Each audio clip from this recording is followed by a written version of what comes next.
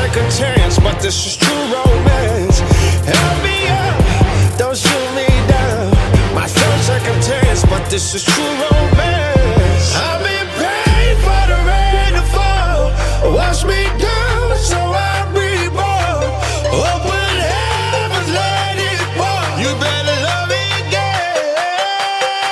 You better love me again.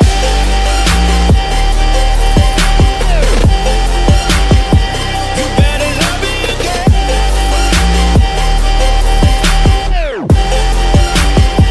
You better love me again.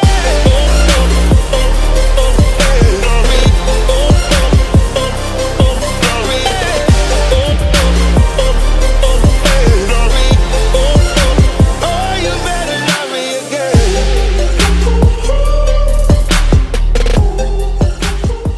Hello and welcome to the Beacons Broadcasting Network. Today, an outstanding day of women's volleyball action as the UMass Boston Beacons kick off their 2018 home slate in the New England Invitational. Up first, it'll be the Beacons taking on the Maine Presque Isle Owls. That's up next, right here on the Beacons Broadcasting Network.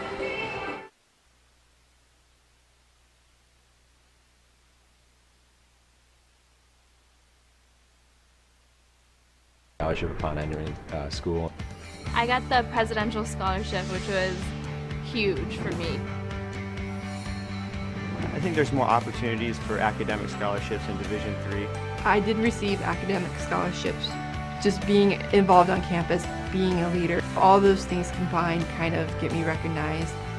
It's a great experience for me.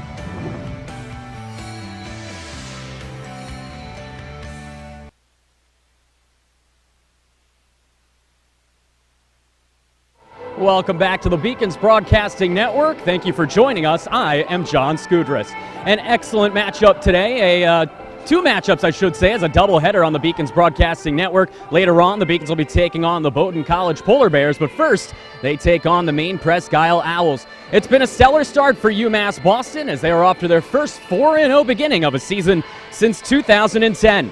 They were able to sweep their tournament in Alliance, Ohio, the Mount Union tournament, by taking care of their opposition in 4 consecutive matches. Eileen Shee, who has continued to be an excellent player for UMass Boston since coming over from the Golden Coast of San Francisco, California. She was named the Little East Conference's Offensive Player of the Week last week for her performances in those battles. Sidnee Berch also excelling in the first week of action as she leads the team in service aces.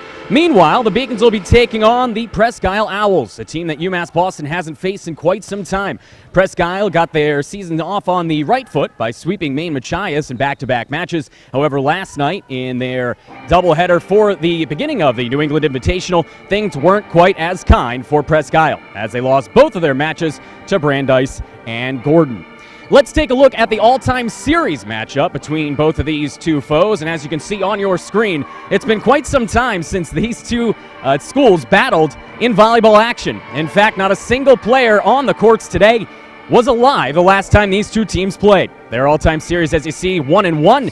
Their first meeting coming all the way back on October the 13th, 1984, a 2-0 UMPI win. Last time they played was about a year after that, back in 1985. A 2-0 UMass Boston win.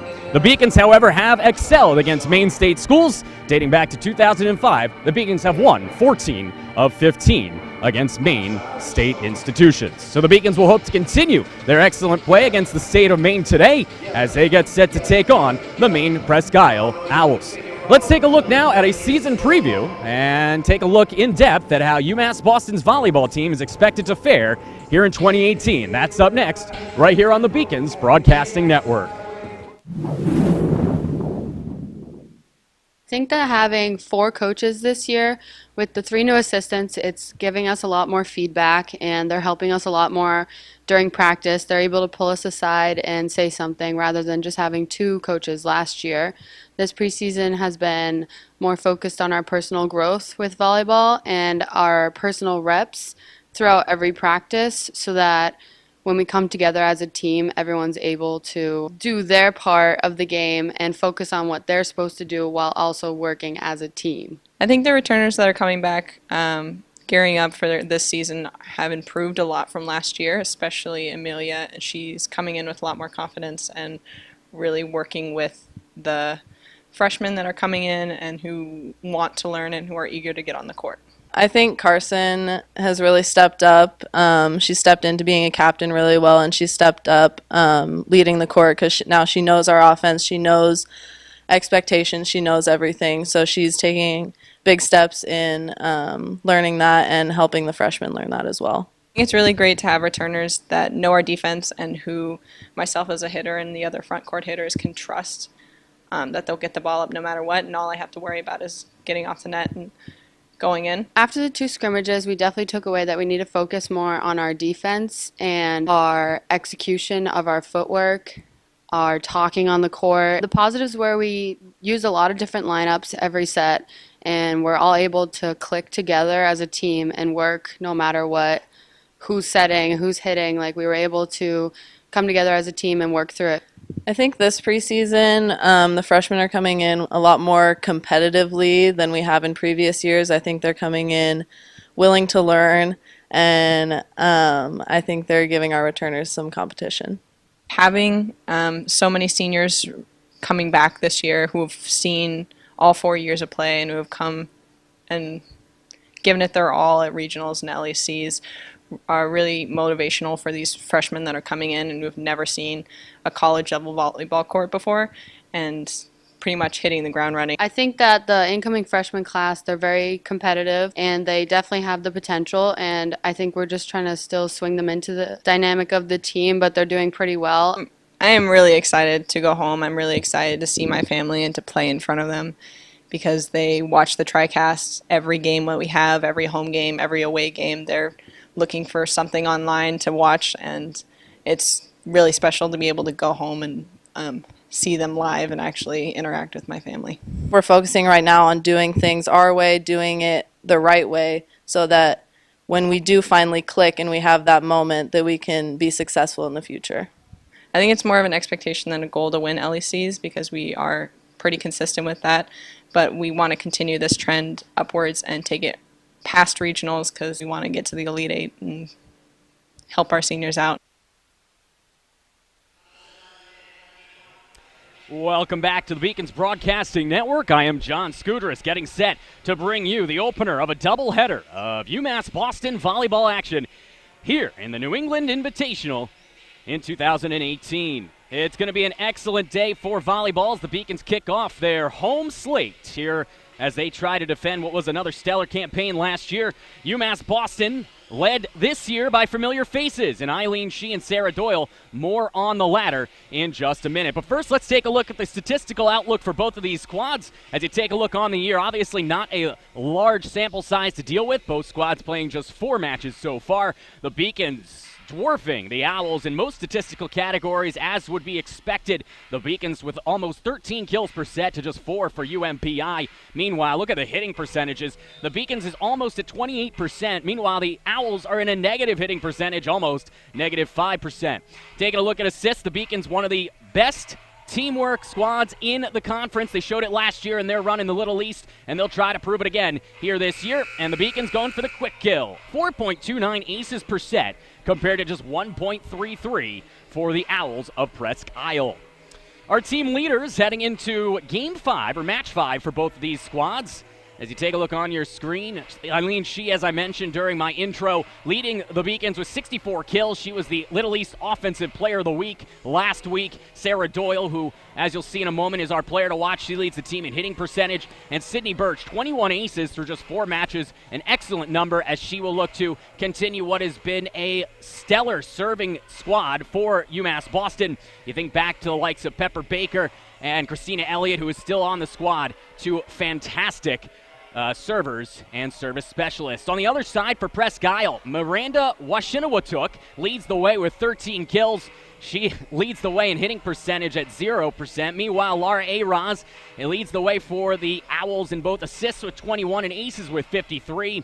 And leading the way in blocks with just 1 compared to 6 for Sarah Doyle is Michaela Flanagan.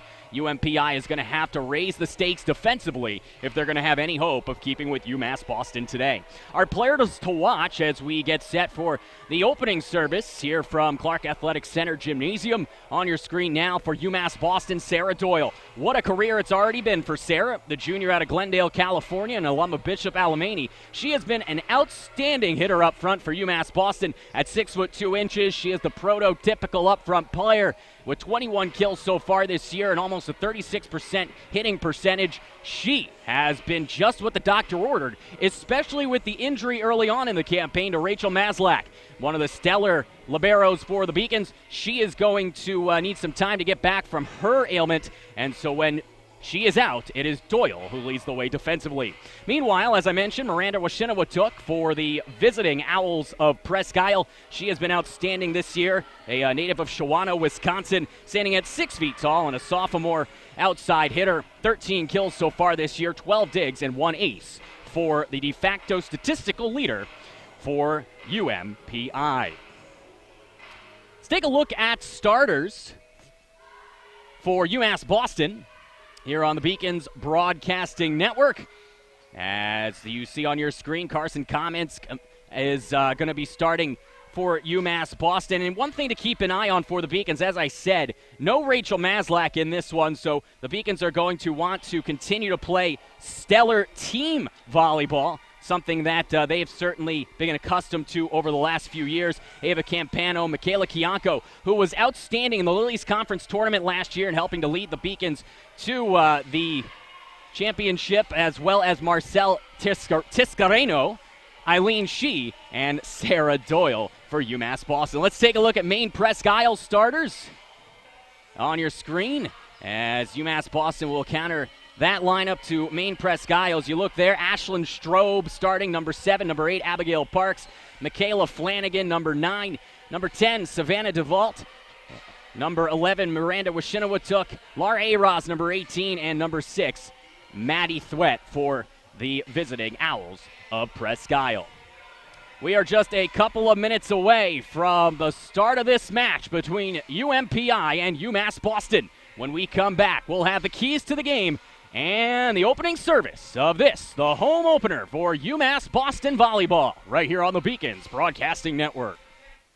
I came from a working class family. I grew up in a hot-edge section of Lowell, Massachusetts, and I lived with my 6 siblings and my parents in a 4-bedroom house that had 1 bathroom. I knew that the only way that I was going to get to where I wanted to get to was if I got a high-quality college education, and I had the University of Massachusetts right in my hometown. It made a difference. I'm the first undergraduate alumnus to lead this university. I'm very proud of that. I think with that comes a special responsibility as a steward, as a protector. Every student that I see that walks through the door, I mean, I see myself, I was exactly where they are now. I had their same challenges, their same aspirations, their same dreams. And it makes me want to fight for them. It makes me want to make sure that they get every opportunity that I got. I was literally able to transform my life because of the University of Massachusetts, and I want that for every single student that walks through the door.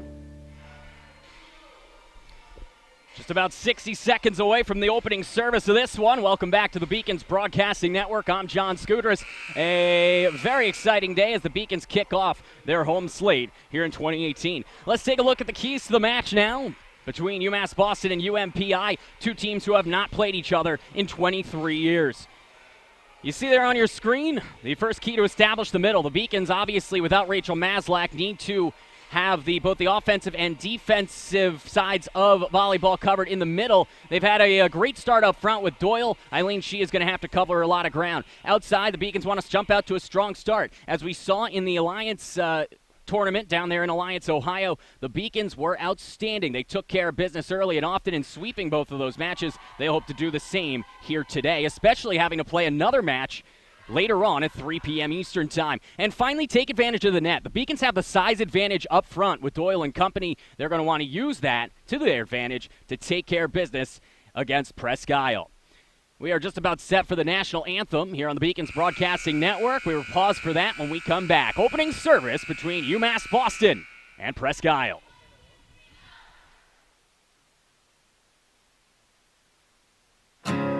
Psychology is about understanding the individual and understanding the mind. The main reason why I want to combine psychology and business degrees is because I want to understand the business decisions that are made. I'm Nurçin Çelebi. I'm from Turkey originally. I'm a senior at the 5-year BA to MBA program at UMass Boston. I think in management, the biggest mistake you can make is to not listen. So I want to be able to step into a company and say, here's what you're doing now, and here's how you can improve it. I moved here when I was 16 for high school. Moving from Turkey, it was a rough journey for me because when you don't really speak the language that well, and when you don't really fit in the crowd, it's very easy to disappear. But I decided not to give up, and UMass helped me. I wanted to be able to improve myself. I wanted to be able to try new things. And I think UMass gave me a really good head start on it.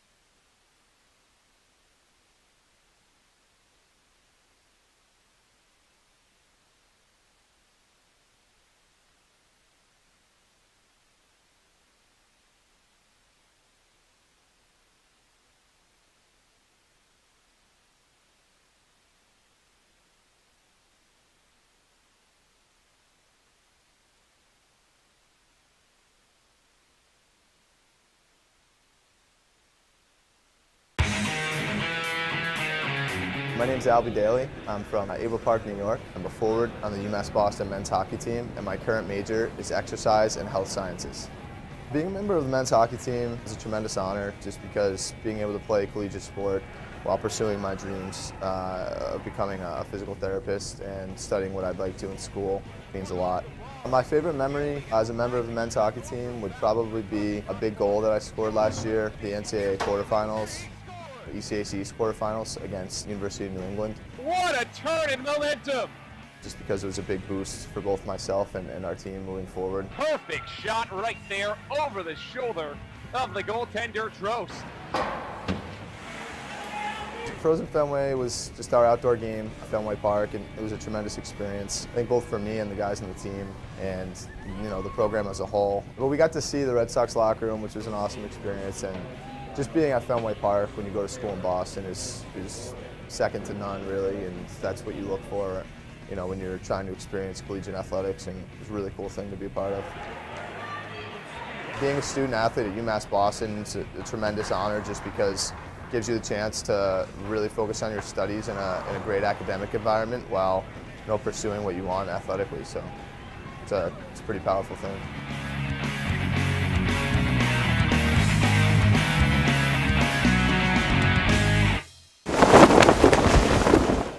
The anthem has been played, the starters have been announced, and we are all but ready for the opening service between the Presque Isle Owls and your UMass Boston Beacons right here on the Beacons Broadcasting Network. Again, I'm John Scudris, happy to bring you the home opener, a doubleheader of volleyball action between the Beacons in black and the Owls in white.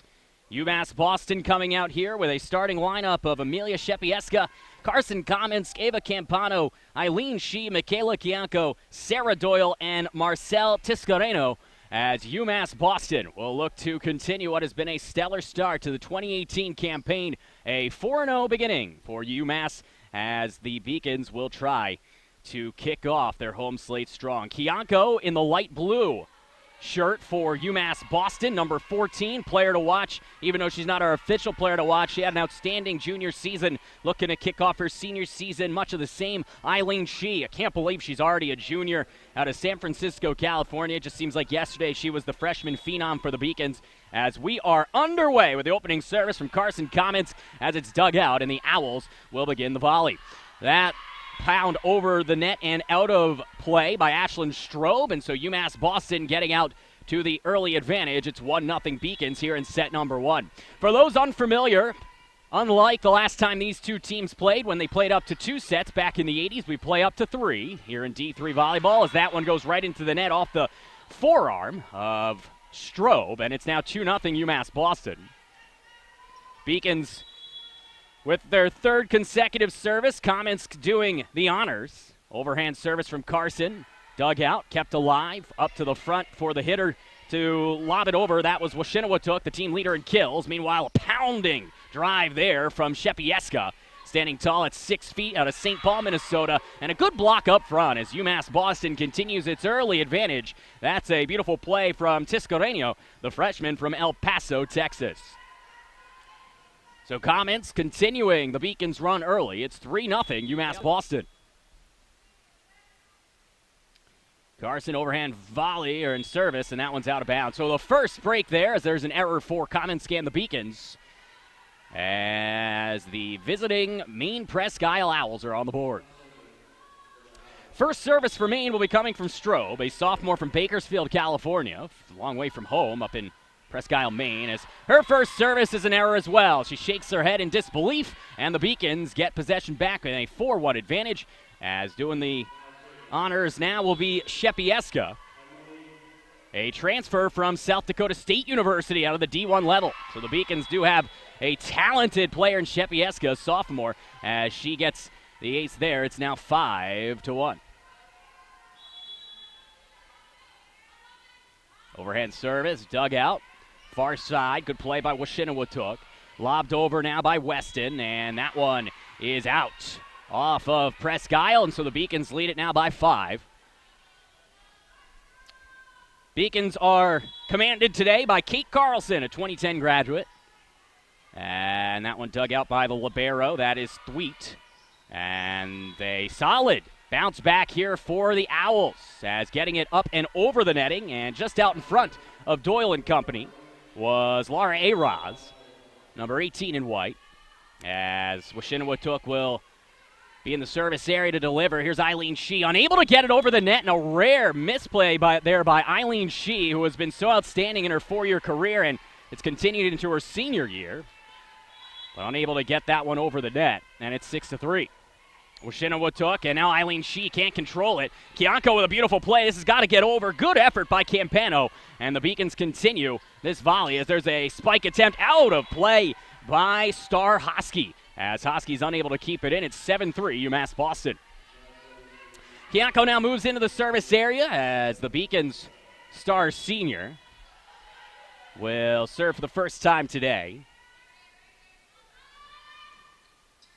And a beautiful service, is unable to handle it is Washinawatuck, as the native of Shawana, Wisconsin can't keep it in play. Beacons now up by 5.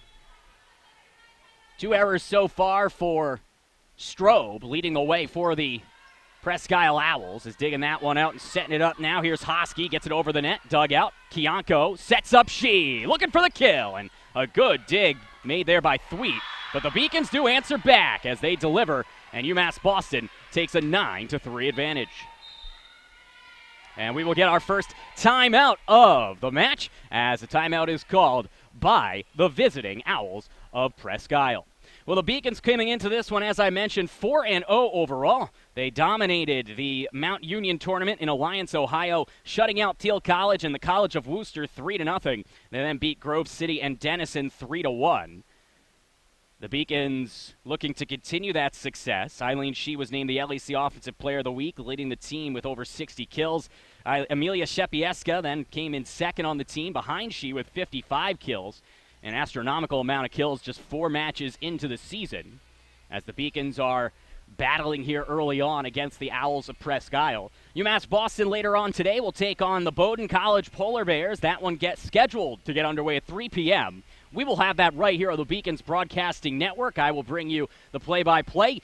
In the intermediary between those two matchups, we will have the matchup between Presque Isle and Bowdoin, as this triple header will commence. We will not have audio for that one, but we will have video. So definitely, if you're a fan of the Owls of Presque Isle or of Bowdoin College, tune in at around 1 p.m. on the Beacons Broadcasting Network for coverage of that match. We are out of the timeout. Beacons bringing out the same lineup as they started.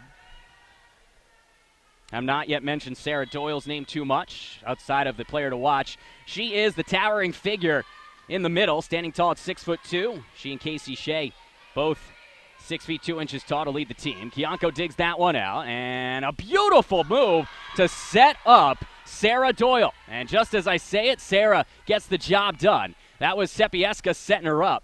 And Amelia, as I mentioned, a transfer from South Dakota State, certainly brings pedigree to UMass Boston. It's 10-3. Bianco's service dug out far side. Good play by Chandler Weston. And beautiful block up front, as trying to get that one over the trees was Savannah DeVault. But the Beacons block it up front. Those up front hitters are so outstanding defensively for UMass Boston as they take an 8-point advantage. Setting it up now, and a chance for Doyle. Sarah, dug out far side by Thweet. And Star Hosky trying to slam it down, but Sepieska is there, and Eileen Shee gets another kill. Her team leading. Number 63, I believe, on the year, as UMass Boston leads it now by 9. And Kianko continues what has been an outstanding volley. That is 2 now for Eileen Shee, as digging this one out far side was Hosky. And then setting up Star yet again was DeVault. Good spike attempt and another kill, the third for the Beacons Star from San Francisco. As the Beacons are up now by 10 here in set number 1.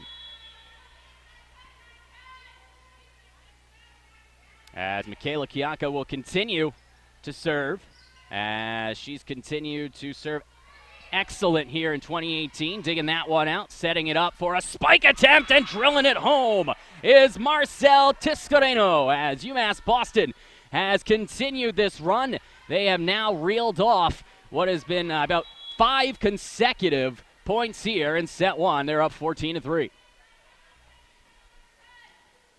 And you look at the hitting percentages so far, as that one is drilled out of bounds. The first error of the day for Kianko. It's now 14-4, and service over to number 18, Laura Araz, and the Owls. The Beacons hitting percentage 50% going into that service, negative 40% for the visiting Owls. Here's Araz. Her first service of the afternoon, dug out by Shee, and then getting set up beautifully for the spike there was Doyle. Beautiful play by Marcel Tiscareno to set up Sarah. And we'll get our first substitution of the afternoon. 2 substitutions. Christina Elliott in for UMass Boston. She will be up front, and coming in to serve is Sidnee Berch, the junior from Boca Raton, Florida, who leads the team with 21 aces. A service specialist, and Berch gets it done again as the Beacons continue to roll early against the Owls. Well, the Owls are nocturnal animals. Maybe they're just not awake yet. It is before noon here on the East Coast, as that one is, I believe, no, they're going to say it hit the line. An ace for Sidnee Berch as she continues to excel here in her junior year. And we'll get another timeout for the Presque Isle Owls. The score, UMass Boston 17, Maine Presque Isle 4. Let's go to a commercial break. When we come back, we will have the remainder and the conclusion of set number 1 here on the Beacons Broadcasting Network. The 5-campus UMass system is the university that educates the workforce of Massachusetts. We recognize that we are truly here for a reason, and that recognition inspires us and drives us every single day. As the Beacons lead at 17-4, reminder, keep in touch with all of your UMass Boston Beacons athletics action at UMass Beacons. Check us out on Facebook, Instagram, Twitter, and YouTube. They'll have season previews, in-depth interviews with coaches and players, and of course, all the broadcasts and all of the action at UMass Beacons or at beaconsathletics.com. It's been a strong start for UMass Athletics overall. Volleyball, of course, leading the way at 4-0. A lot of fresh faces both in the men's and women's soccer programs. They have gotten off to a bit of a hot and cold start for both sides, but bright days ahead for all of those sports. I was talking to UMass Beacons baseball star Charlie Hughey before the match, and he said that there's over 40 players trying out, or he said almost 60 players trying out for the baseball team, as there's another ace for UMass Boston, Sidnee Berch.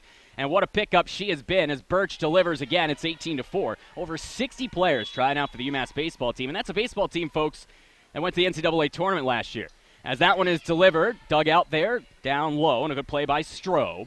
And a good dig now by Kiyanko for the Beacons. Beautiful setup and a spike, and then getting hammered in the face almost up in the shoulder area was number 11, Washinawatuk. As Elliott goes far side for She. Beautiful block up front by the Owls. Good defense now for Presque Isle. She trying for two, and she delivers.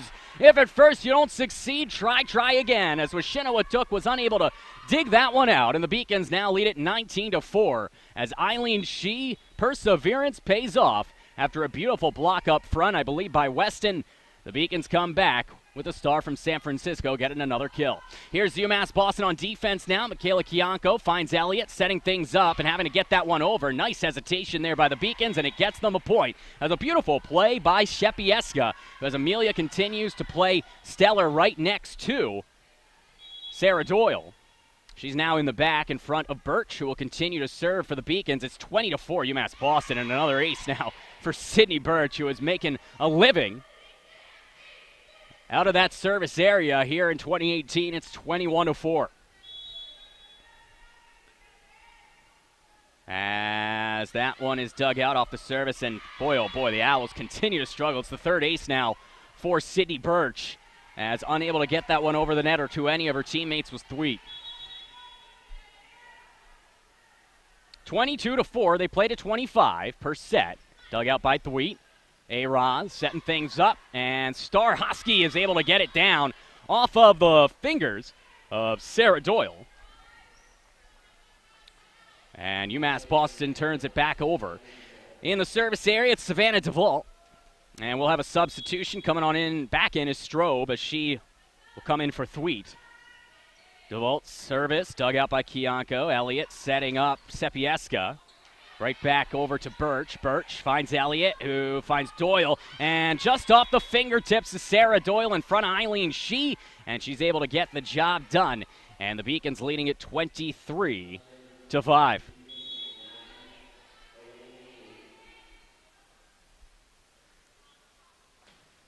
And She from the service area for the first time. Unable to get it over the net. That's an error for Eileen. Not her strong suit. And now here we come the other way as the Owls are back in the service area. Dug out there. Elliott, oh boy, finding Shepieska, who hammers it down, but a good dig there by Strobe. And she is able to dig it out again, having to get it over there, and beautifully done by Star Hosky, but too many touches. And UMass Boston is now 1 point away from taking set number one in dominant fashion. It's 24-6. Beacons, of course, 8 Little East Conference titles, looking for their 9th. They would like nothing more than to get it here in 2018, as this one is set up by A-Roz. Spiked down there by Washinawatuk, dug out smartly by She, far side. Good play and an effort made for UMass Boston, as ticking that one in is Ava Campano, one of the Beacon starters, and UMass Boston has triumphed in set number one. The final score of set one, 25-6. Beacons, they will switch sides, and we will go to a commercial break. When we come back, set number two, best of 5 from Clark Athletic Center. This is the Beacons Broadcasting Network. Paris changed my life, and I got there through UMass. Those very specific seminal moments in Paris, the subway. A man in a tuxedo walked in, and a woman in a long gown. And it was stunning. It all hit me. It was like a lightning bolt. There was this world of beauty and style that I wanted to be a part of. That was the beginning of the journey. And that all came through the University of Massachusetts. And that was really a key moment for me. That's one of those moments you never forget.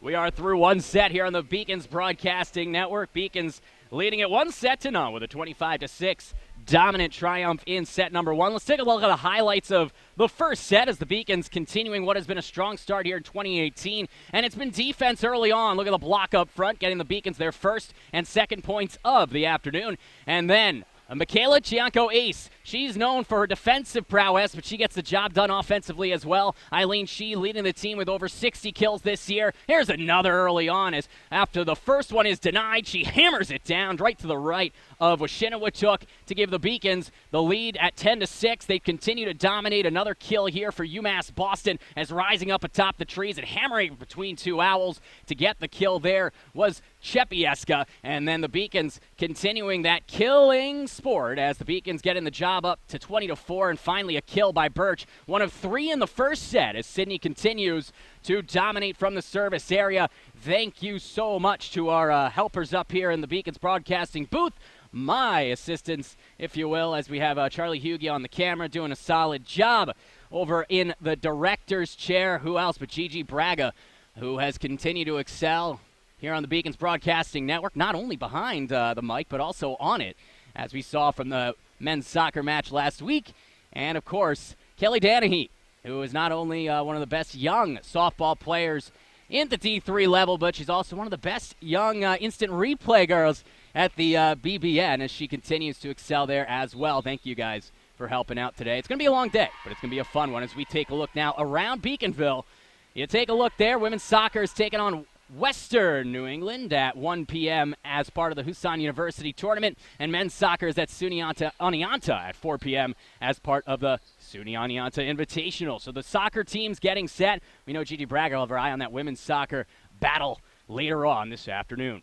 The two squads are back onto the court, and if you're just tuning in and you haven't paid much attention over the offseason, you may have noticed our court is blue, as the Beacons doing a revamp of the Clark Athletic Center court. Of course, you'll see it a lot for basketball, both men's and women's, and of course for volleyball through the duration of the season. It's a beautiful look, blue, white, and black. Almost brings to mind the Boise State football field, but definitely a very cool niche for UMass Boston as we get set for set number two. For the Beacons, coming on out here, familiar faces from set one. Kiyanko in the blue jersey. She's joined out there by Carson Kaminsk, Amelia Chepieska, Eileen Shee, Marcel Tiscareno, and Sarah Doyle for UMass Boston, as the initial service there from the arm of Chandler Weston. And the Beacons able to get the first point here of set two, continuing where they left off as heading back into the service area is Chepieska. Amelia, dug out there by Weston, kept alive. A-Roz unable to get it up and over the net. Laura standing at just 5'5" out of Tucson, Arizona, didn't have the size to get it over, and it's 2-0 now.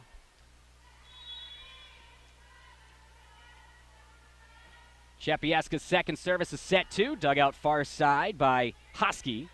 And a good block up front. Great defensive effort as both Tiscareno and Casey Shea up front. Excuse me, that's Shea, not Doyle, that's in for the Beacons. Both standing at 6'2", one's 15, one's 16. Doyle from Glendale, California. Shea, a local out of Canton, as that one is out of bounds off the service error by Chepieska. And the Beacons see the first point handed over to Presque Isle. It's 3-1. Heading over to serve now for the Owls is going to be Ashlyn Strobe out of Bakersfield, California. And Strobe sends this one far side, dug out Chepieska, set up by Kaminsk for a kill attempt by Shee, unable to get it past the arm of Strobe. Kiyanko for Kaminsk, good play behind her, but out of bounds, as unable to tuck that one in. On the far side was Shea. And it's 3-2 now, as within one for the first time since 1-0 in set one and set two are the visiting Owls of Presque Isle. Dugout setting up comments for She, and a nice play by Eileen as that one was blocked up front but out of bounds off of the forearm of Washinawatuck. And it's 4-1, or 4-2, excuse me, UMass Boston. Kianko back in the service area, and if you remember in set one, she's the one that kicked off a run for UMass Boston. It was 9-3, and before you knew it, it was 18-3 as dugout far side. As Washinawatuck is blocked up front, and the Beacons continue to excel defensively. Our top key to the game was protect the net up front, and the Beacons have done it as the UMass defense continues to thwart the Owls' offense. That's Ariana Cassingal who made the block up front. She just entered in. Kill attempt there, far side, unable to get it down was DeVault, dug out by Kianko, but the Beacons unable to take advantage as Kaminska's attempt to get it over the net is unsuccessful. It's 5-3. Getting set to serve now, it will be Miranda Washinawatuck. Team leader in kills coming into action. Washinawatuck, however, committed an error in set one. Not so here, as it's dug out by She. Comments behind in setting up an attempt on the spike by Tiscareño, but unable to get it down. Comments near side now, and a spike is down. Eileen She with another kill, as She is a serial killer here early going of 2018. That is now 5 kills for She, who entered play today, leading UMass Boston and the defending Little East Conference Offensive Player of the Week, as that is a service by Berch, and a good play to at least dig it out, but unable to get that one tucked in the line on the far corner was Washinawatuck, and it's 7-3 UMass Boston as Berch will serve again. And that was maybe going out of bounds. I think it would have been smart for Thweet to let it go, but Maddie didn't, and she pays the price as the Beacons get an ace. It's 8-3. UMass Boston coming into play today at 4-0 has yet to, of course, play, as that is an error, a rare error for Berch, as she got way too much under that one on the service. Has yet to play a conference battle. They will begin their conference play on September the 14th at Castleton. Castleton, one of the newer entrants into the LEC, predicted to finish in last place. As there's an opportunity for a spike from Cassingal, dug out smartly, as the Beacons will try to get back at it. Beautiful attempt there, and a successful kill by, who else? Amelia Chepieska. She has had an outstanding start here on her career in Beaconville. She now has led the Beacons here in 2018 to a 9-4 lead here in match 5, and unable to get that to anyone was Washinawatuck, as A-Roz couldn't catch up to it. And so Eileen She, who is the team leader in kills, now continuing to expand her game her senior year as she continues to improve from the service area. As that one is another ace for UMass Boston, as it is Eileen She getting her first and second of the day, as unable to dig that one out on the far side was Thweet. Also Star Hosky in the area. It's 11-4. See the way Eileen serves. She gets 3 in a row. Eileen She continuing to dominate the Owls as the Beacons have tripled them up. It's 12-4. She throws that one way up in the air, higher than many of her teammates, but hey, stick with what works as A-Roz goes far side for Hosky. Star partially deflected up front. Elliott, ooh, she fools the defense and me as she almost looked like she was going to set up her teammate. Instead, she just went right over the net with the open-handed tap, but unable to get the kill. And now here we go as we will get a timeout for the Owls with the Beacons leading it 13-4. Let's take a look at an instant replay as UMass Boston leads at 13-4. Timeout here by the Maine Presque Isle Owls, and this is the Eileen She kill, or the ace, I should say, as Eileen, who has been really the team's go-to offensive catalyst when it comes to point production and kills, has come to play in set number 2 with a couple of aces from the service area. Of course, keep in mind, folks, Beacons off to a 4-0 start and off to a good start to get to 5-0, and doing this without Rachel Maslak, who was last year really a revelation. The Beacons, if you remember, had a lot of new faces last year, a lot of uncertainty, and yet here they are, halfway, I should say, to 5-0 in 2018. We are coming out of the timeout here on the Beacons Broadcasting Network. Of course, Maslach had taken up a lot of the defensive capabilities and defensive responsibilities of Elizabeth Glavin, who was one of the best defensive and really overall players that Beacons volleyball has ever seen. She, of course, graduated in 2016 now, as that one is an error there by UMass Boston, as Eileen Shee cannot continue her dominance. It's 13-5. And in the service area for the Owls, Savannah DeVault, a freshman from Hanford, California. A lot of California natives for this main squad, as it's dug up by Kiyanko. Elliott setting up Eileen, and Eileen gets another kill as she gets the assist from Christina Elliott and hammers it down right into the middle. One of our keys to the game was protecting the middle, something the Beacons have done a good job of this year and a good job of today. And it's something the Owls are struggling to achieve. Checking in for UMass Boston will be Casey Shea. In for Kiyanko as the service by Cassingal. A-Roz setting up Margaret Dickinson from Brunswick, Maine. Near side. Good play from Shea. Dug out. Here's A-Roz for Washinawatuck. Good defense by Cassingal. Elliott looking for Shee, who slams it down. Washinawatuck off the partial deflection from Dickinson. Getting that one over now is Strobe. What a volley here for both squads. Dug out by Washinawatuck. A-Roz for Hosky. Hosky sees that one defended smartly by Shee. Elliott for Shea, and that one comes out of bounds. Was it deflected? They say yes, as it was deflected by Washinawatuck. Excuse me, actually it was Thweet, I believe, in the blue jersey.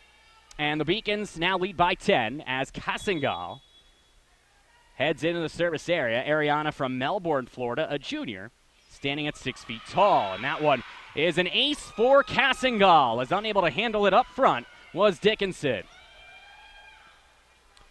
Beacons leading it 16-5 here in set number 2 in what has been a swiftly moving match dominated by UMass Boston.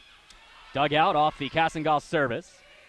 Washinawatuck, and too many touches as the Owls continue to struggle in their own half here. When you look at it, it hasn't necessarily been all defensive struggles. Offensively, just unable to get out of their own way. And when you look at the benches, we'll get to that in a minute, as Tweet sends it far side, blocked up front, and the Beacons deliver again. Beautiful defense up front from Shee and Elliott on the attempt from Strobe, and another timeout for the visiting Owls of Presque Isle.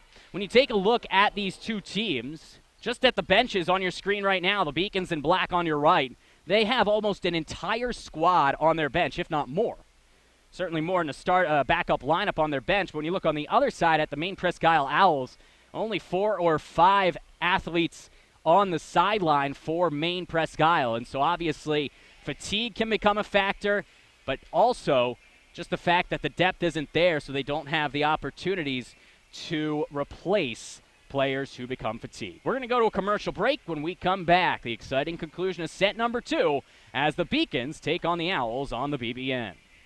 The University of Massachusetts Boston. It's just minutes from downtown, and the Princeton Review calls it one of the best values in the country. A nationally recognized institution of academic excellence and research, UMass Boston offers more than 150 undergraduate and graduate programs, 16 Division III sports, and more than 100 student organizations. To learn more about the opportunities waiting for you at UMass Boston, visit in person or online. UMass Boston, a research university with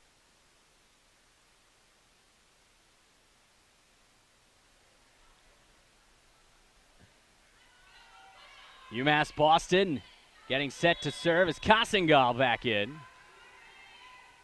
18-5 Beacons, set number 2. As another ace from Ariana.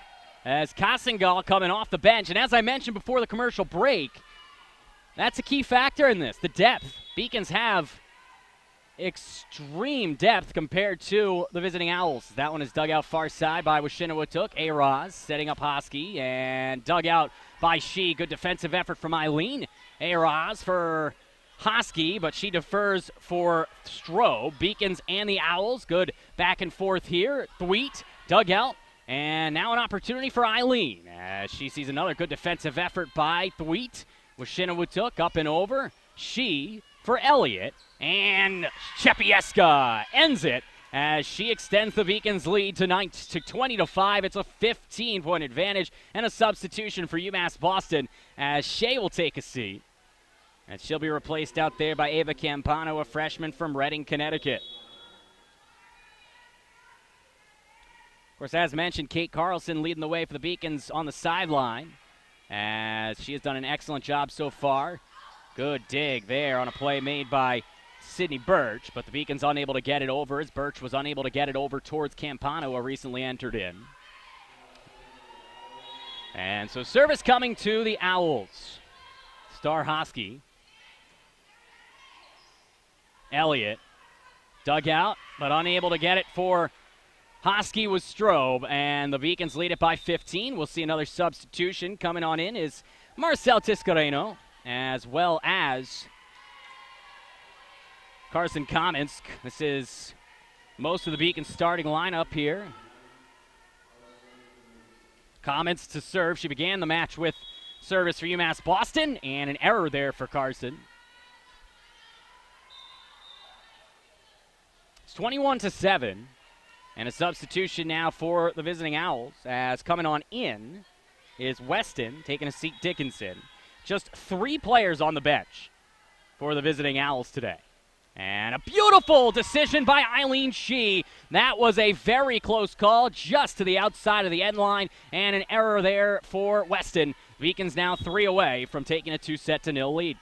Here is Chepieska's service, dug out by Hosky.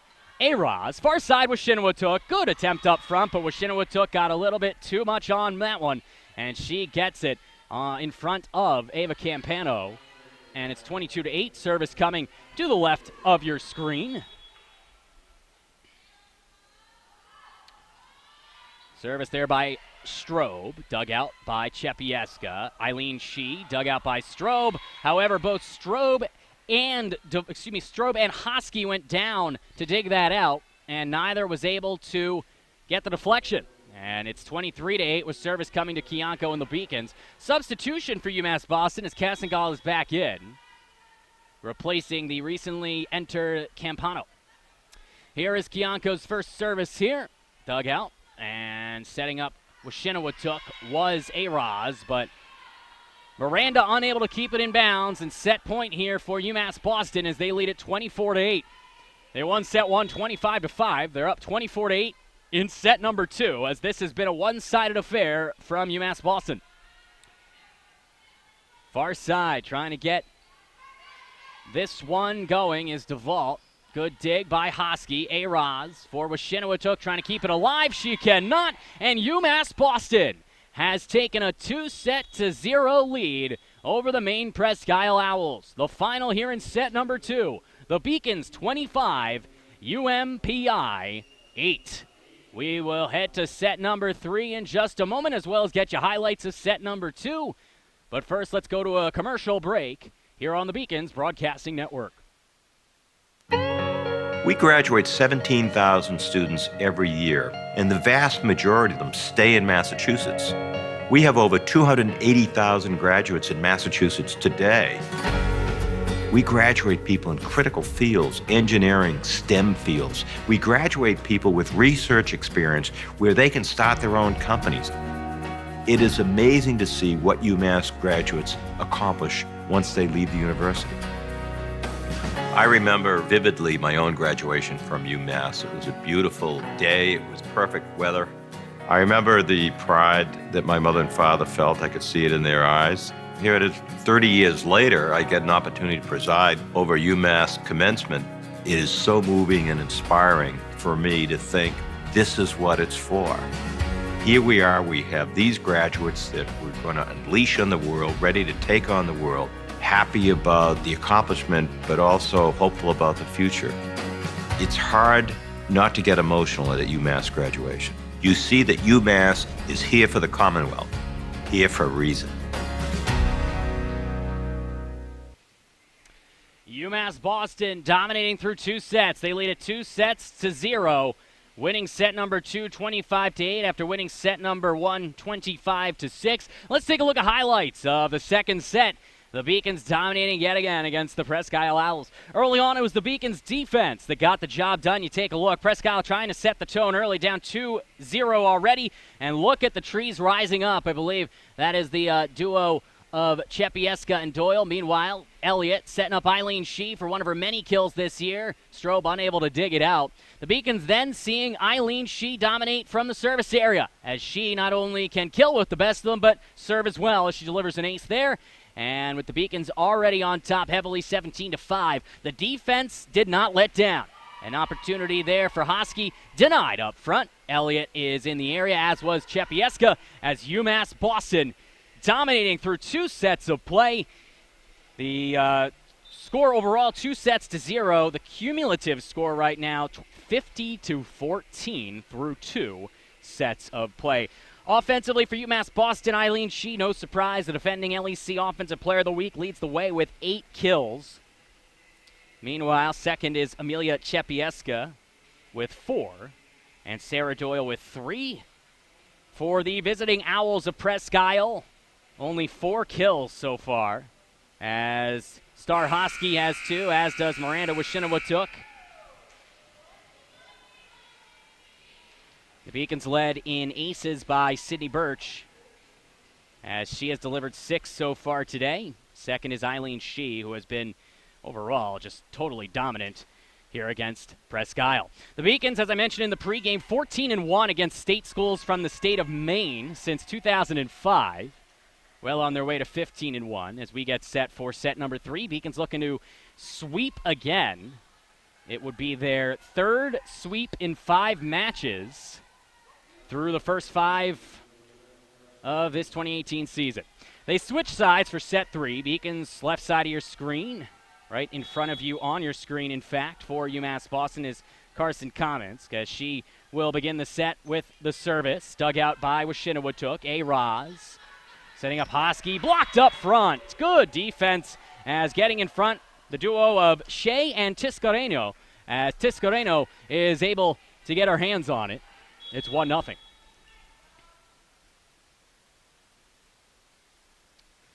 Comets dug out by Strobe. Hosky for Washinawatuk, and she did not get that one soundly, as she maybe was a little bit too aggressive and did not get much on it. Went right off the front of the netting. It's 2-0, UMass Boston.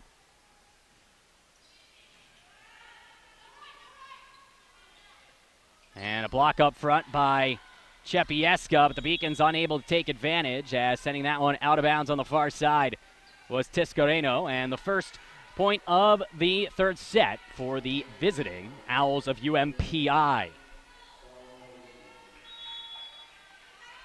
First service for UMPI, as it's Star Hosky, and just like that, they hand it right back to UMass Boston. And an error by Hosky, unable to get it over the net.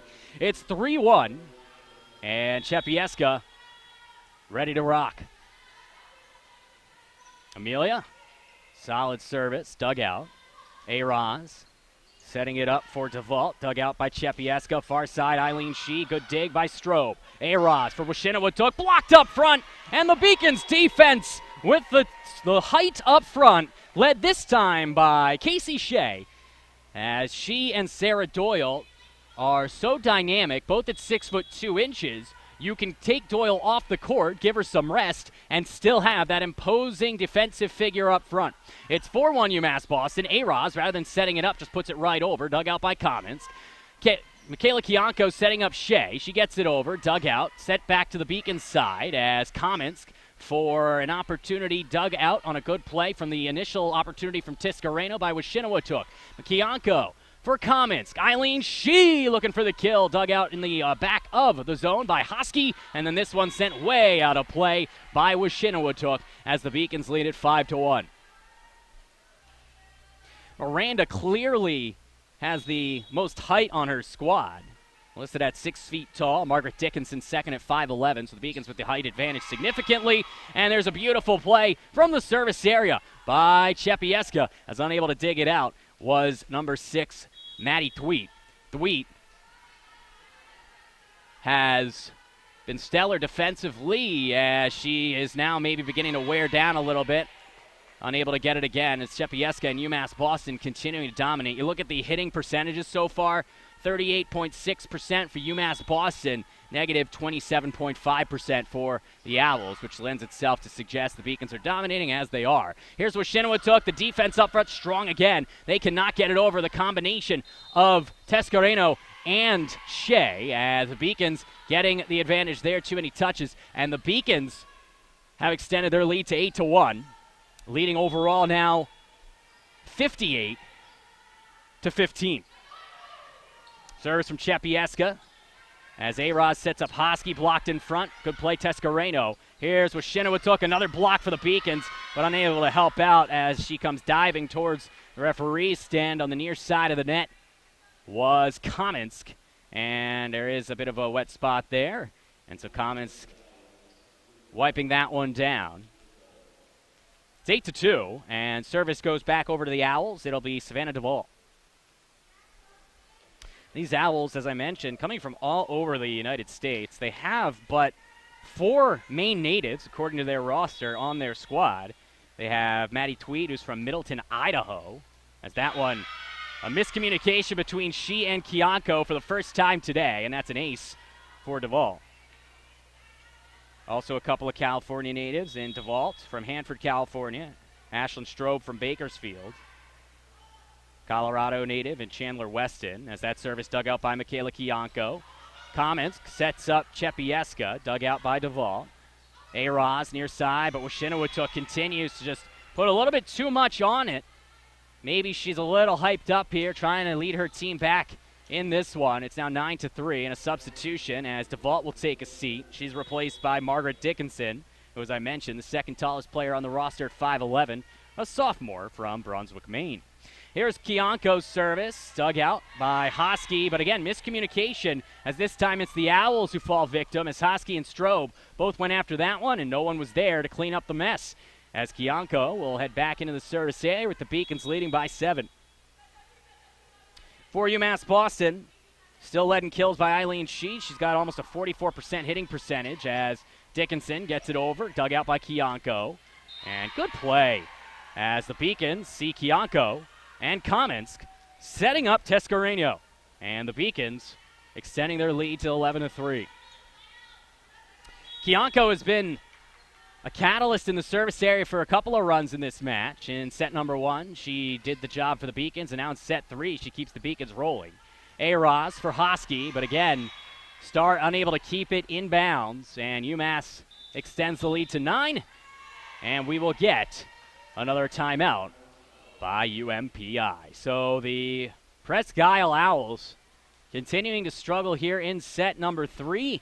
They lost set 1 25-6, set 2 25-8, and they are on pace for not much better here in set 3. They trail 12-3 as we have a timeout. Let's go to a commercial break. When we come back, we will conclude set number 3 as the Beacons go for another sweep here on the Beacons Broadcasting Network. Something I discovered in myself is that if I have a goal, I can accomplish it. It's a well-rounded experience. At a Division III school, you primarily a student athlete, so the school is really shaped around you developing yourself as a complete individual. It helps a lot that you have a family with your team that can guide you.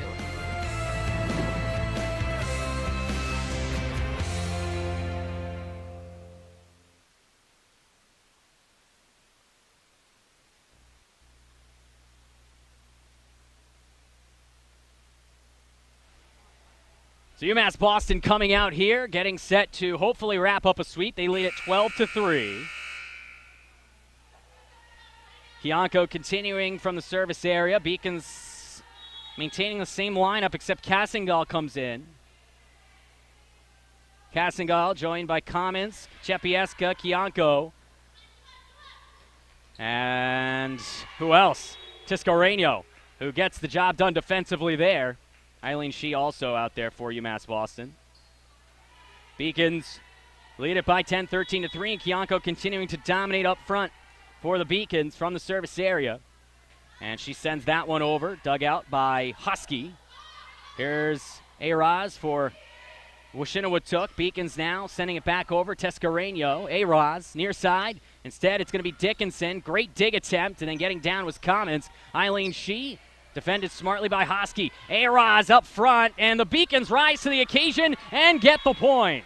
Tescareno taking advantage. It was a 50-50 ball up above the net, and it was Tescareno, more aggressive than Washinawatuck, who gets the job done. It's 14-3.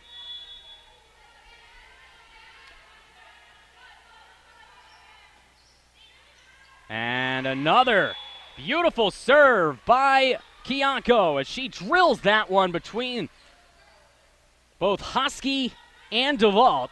It's 15-3, UMass Boston.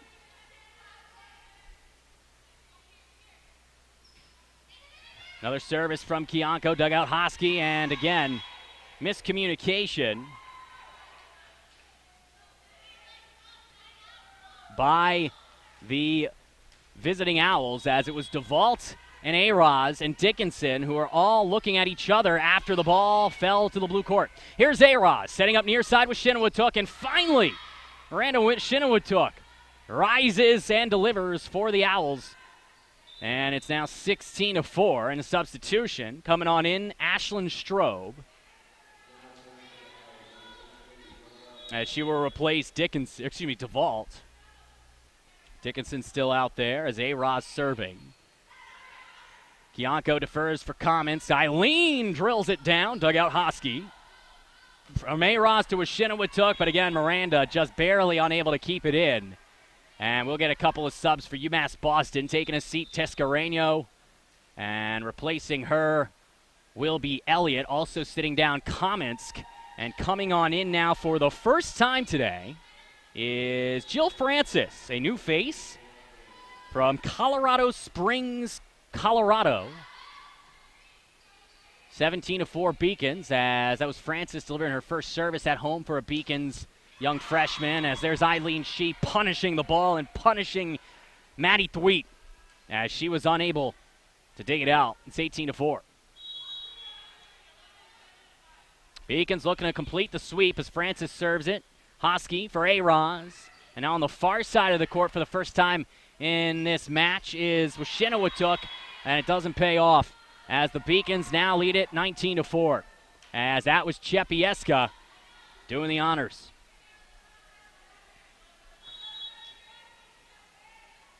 Francis. Ooh, and her first error there as a Beacon for Jill Francis out of Colorado Springs after her first two service efforts for UMass Boston were successful. 19-5 now. As Washinawatuck serving for the Owls. She set up by Elliott. And look out. That one hits your hand. They'll take it off. As the Beacons leading it now 20-4. 20-5, excuse me. I haven't updated the official scoreboard above the court as that one is delivered there by Kassengal. Right in front of A-Roz. It's 21-5. And Eileen Shee, who has been stellar as a service specialist today, delivers again. Another ace for Eileen. Come on, Eileen. She has been outstanding. It's 22-5. 20? Wow, 20 already for UMass Boston. As we have a timeout again for the Owls as they are on their last gasp. Their wings have been clipped, just trying to get away from UMass Boston today. It's 22-5, Beacons on top. Folks, as a reminder, always check out all the Beacons athletics action at UMass Beacons on all your social media avenues, Facebook, Twitter, Instagram, and YouTube. Also, check us out at beaconsathletics.com for in-depth analysis, reports, reviews, previews, and, of course, replays and coverage of every home game. Let's take a look at a highlight of the Beacons block that you just saw. That put the Beacons on top 21-5 from the initial service. Look at that up front. They sent it right back. That was Thweet, but the Beacons defense, just too much height Too much size, too much speed, too much strength for this Owls squad, which comes in undermanned with just 9 players making the trip down to Boston.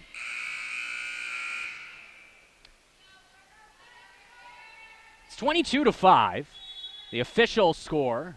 They have updated it as Eileen Shee hits the net, but it's able to get over. A-Roz for Hosky. Dug out Kiyanko. Good play. Elliott back to Michaela. Michaela gets it over. Wishinawatook keeps it alive. Francis by way of Elliott far side for Kasingal. It hits the antenna, and UMass Boston gets the point. Don't often see it hit the antennas on the edge of both of the ends of the net.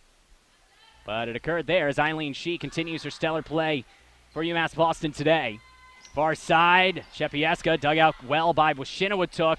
Ooh, almost a foul there for the Beacons, but they keep it alive, and Eileen Shee. A change up there for Eileen. Usually she's bringing the big unit Randy Johnson type heat from the far side of the court, but this time she brought the Jamie Moyer change up. It's 24-5.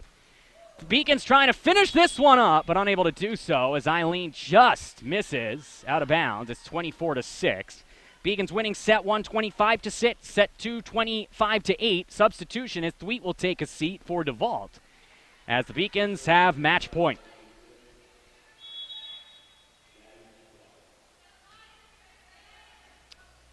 Service by Thweet, dug out by Francis. Kasingal unable to get it by A-Roz. Wishinawatook for Hosky, and that one is out of bounds, and UMass Boston has taken care of business against the UMPI Owls. They sweep their visitors from the north 25-6 in set 3, and 3 sets to nothing overall. As you see there, 75-20, the final score overall cumulatively in this one. So the Beacons dominant today in game 1 of what will be a triple header of volleyball action. Stay tuned here for the post-game show right here on the Beacons Broadcasting Network. But first, we're going to go to a commercial break. Again, the final, the Beacons sweep the Owls 3 sets to nothing and improve to 15-1 against Maine State schools in the last 13 years.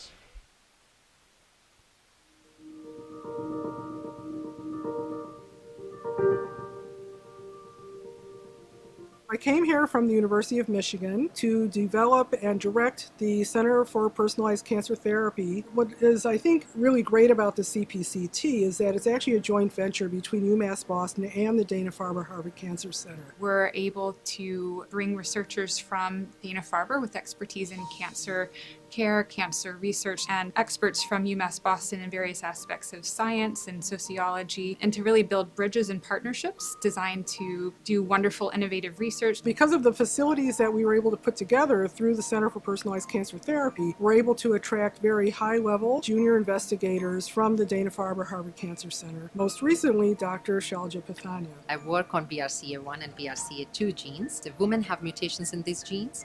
They have almost 80% chance of getting breast cancer. We now have, or will have for the first time, an insight into why these cells are becoming tumor cells. And having that information is critical in designing the preventive or even therapeutic strategies that can help reduce BRCA1 cancer or BRCA2 cancer. I have the right kind of collaborators around me. It's a perfect recipe to do some very innovative research that pushes the science further. For our project, there's no way we could do this work without the partnership of UMass Boston and the diversity that it brings and the expertise and community-based research. I think that UMass Boston has a little different position in developing the STEM pipeline than the private universities do. We started a program with UMass Boston called Set Sail for Success to help first-year students in the College of Nursing and Health Sciences. One of the aspects about partnering with UMass Boston that was especially important to us at Harvard Pilgrim is the fact that its student population that it educates and that graduates. John Scooter's back here on the post-game show on the Beacons Broadcasting Network, joined by Kate Carlson, the Beacons coach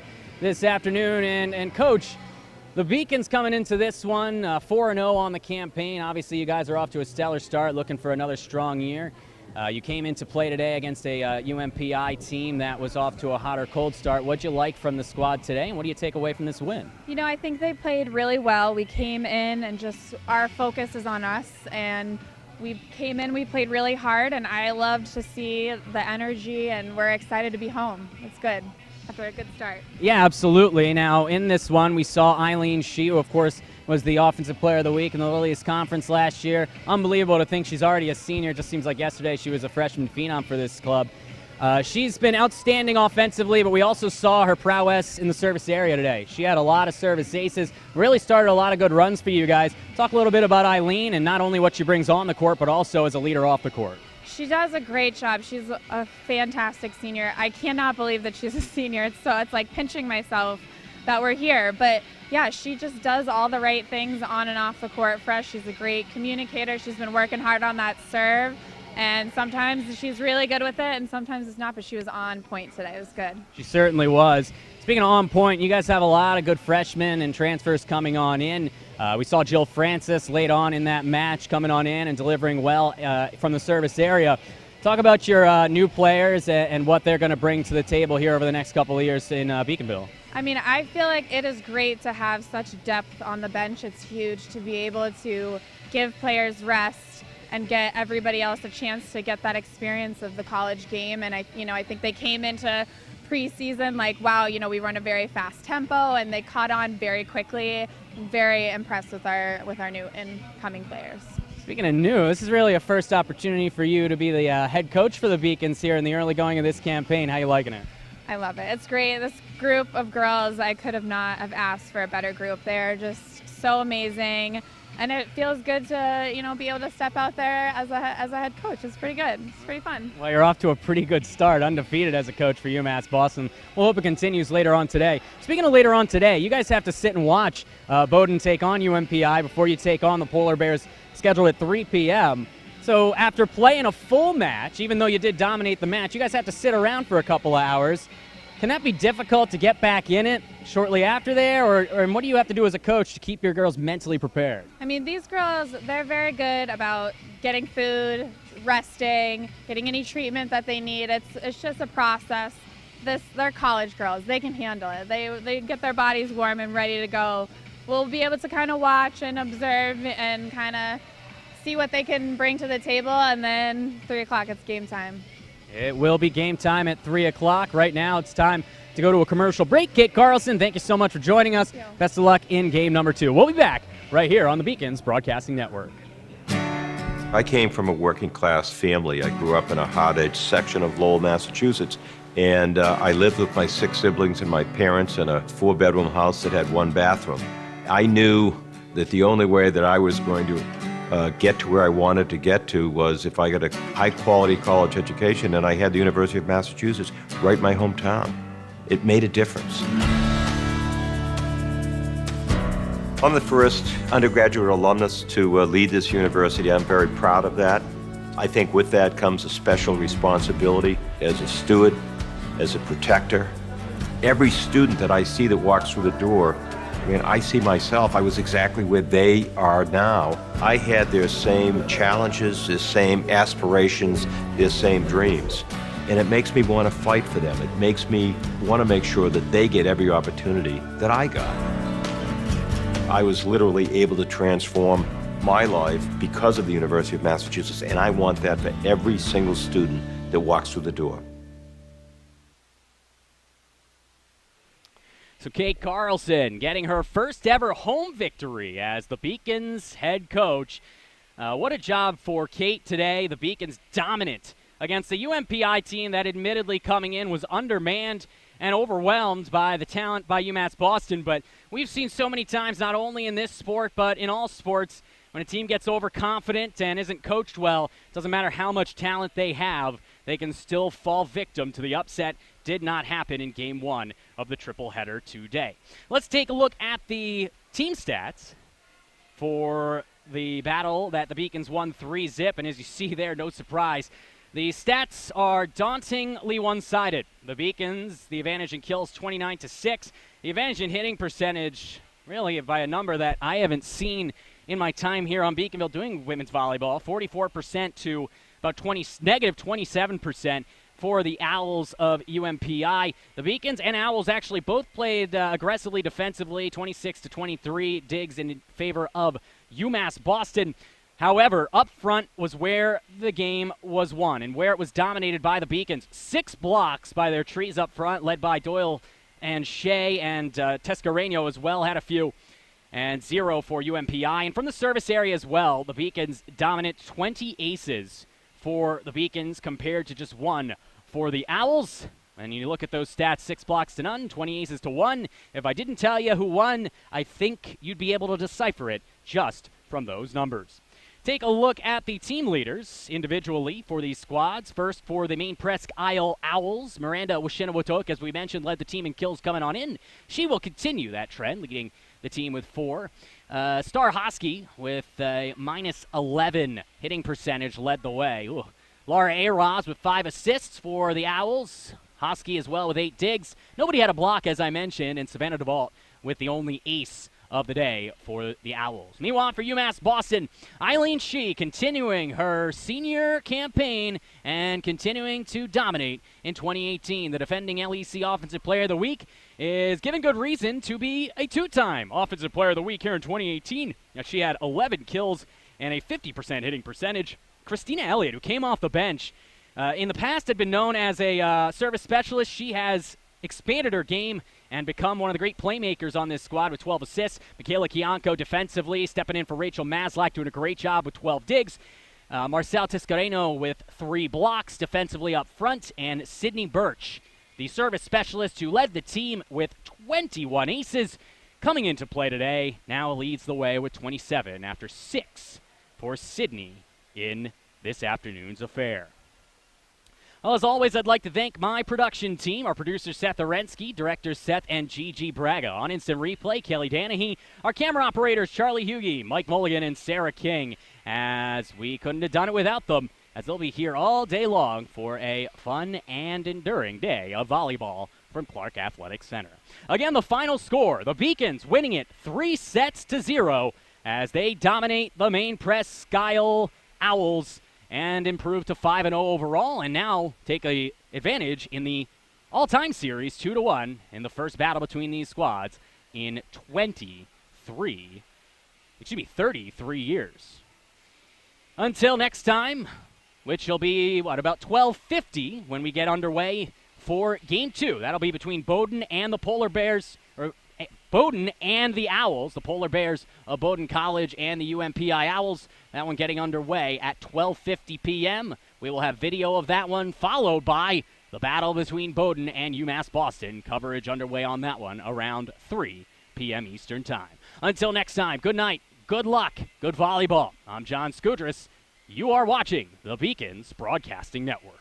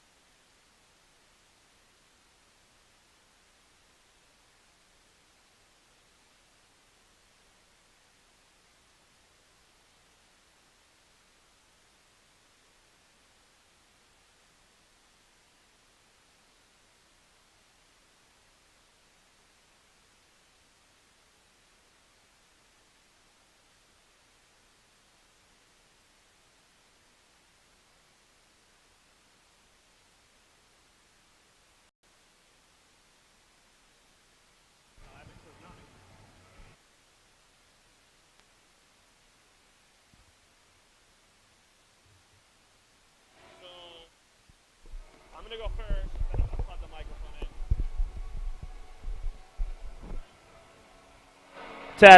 Test 1 2, test 1 2. Testing 1 2 3 4 5 6 7 8 9 10.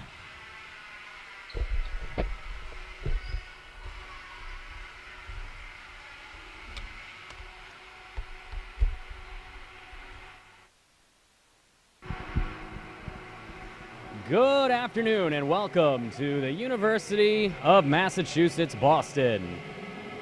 Along with Seth Orensky, I'm Kent. I'm Ron.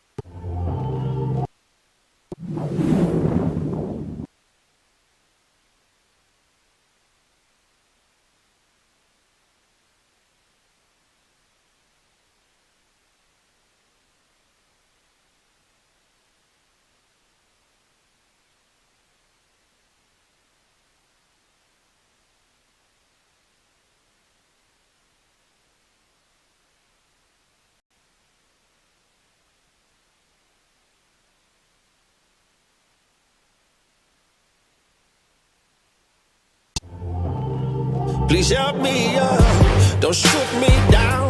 My third second chance, but this is true romance. Help me up, don't shoot me down. My third second chance, but this is true romance. I've been praying for the rain to fall. Wash me down so I reborn. Open heavens, let it pour. You better love me again. You better love me again.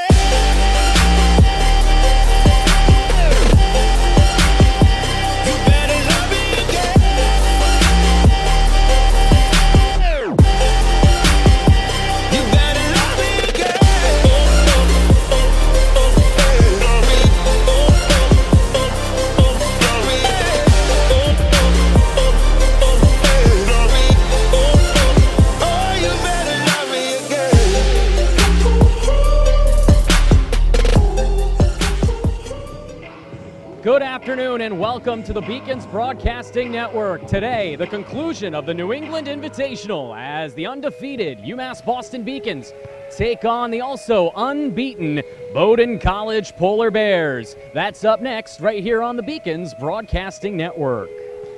The University of Massachusetts Boston. It's just minutes from downtown, and the Princeton Review calls it one of the best values in the country. A nationally recognized institution of academic excellence and research, UMass Boston offers more than 150 undergraduate and graduate programs, 16 Division III sports, and more than 100 student organizations. To learn more about the opportunities waiting for you at UMass Boston, visit in person or online. UMass Boston, a research university with a teaching soul. Welcome back and thank you for joining us here on the BBN. Along with Seth Orensky, I am John Skudras. Thrilled to have you with us for what's promising to be an outstanding volleyball match between two teams who have yet to lose in 2018. The Bowdoin College Polar Bears, who earlier today triumphant over University of Maine Presque Isle in straight sets 3-0. They've yet to lose a set here in 2018, and they take on a UMass Boston team that is similarly undefeated, only having lost a couple of sets through their first 5 games of the year. Seth, both of these teams, very good, a lot of talent on both sides. They haven't met each other since the seniors currently were freshmen back in 2015, but they met each other a lot in the past, and it promises to be an outstanding match. You look at these two teams and you're looking at a pair of teams who have not only been very strong within their conferences, but also within New England. UMass Boston, a 3-time regional champ in the last 10 years. Bowdoin 2015, their last time in the NCAA tournament, they made it all the way to the Elite Eight. So you're looking at two strong programs who might be seeing a bit of a resurgence after Bowdoin missed the last 2 years and the Beacons were knocked out last season in the first round. So this is a chance for them not only to get off to a good start, but get a resume win early on in the year. Bowdoin yet to lose. The Beacons faced a little bit stiffer competition out in Ohio than Bowdoin's faced thus far, but they haven't lost more than one set in a single match, and this should be a really fun one. Similar systems, similar levels of talent, it might come down to execution. Great defenders on both sides of the court today for the visiting Polar Bears. They're led by Lisa Sheldon, who has 25 digs so far this year. But for UMass Boston, defensively, with Rachel Maslak out, it's had to be a collective effort to pick up the pace. Who has stepped up for the Beacons so far? Well, it all starts with Michaela Kiako, who is the defensive player of the tournament in the LAC, and she's obviously one of their leaders.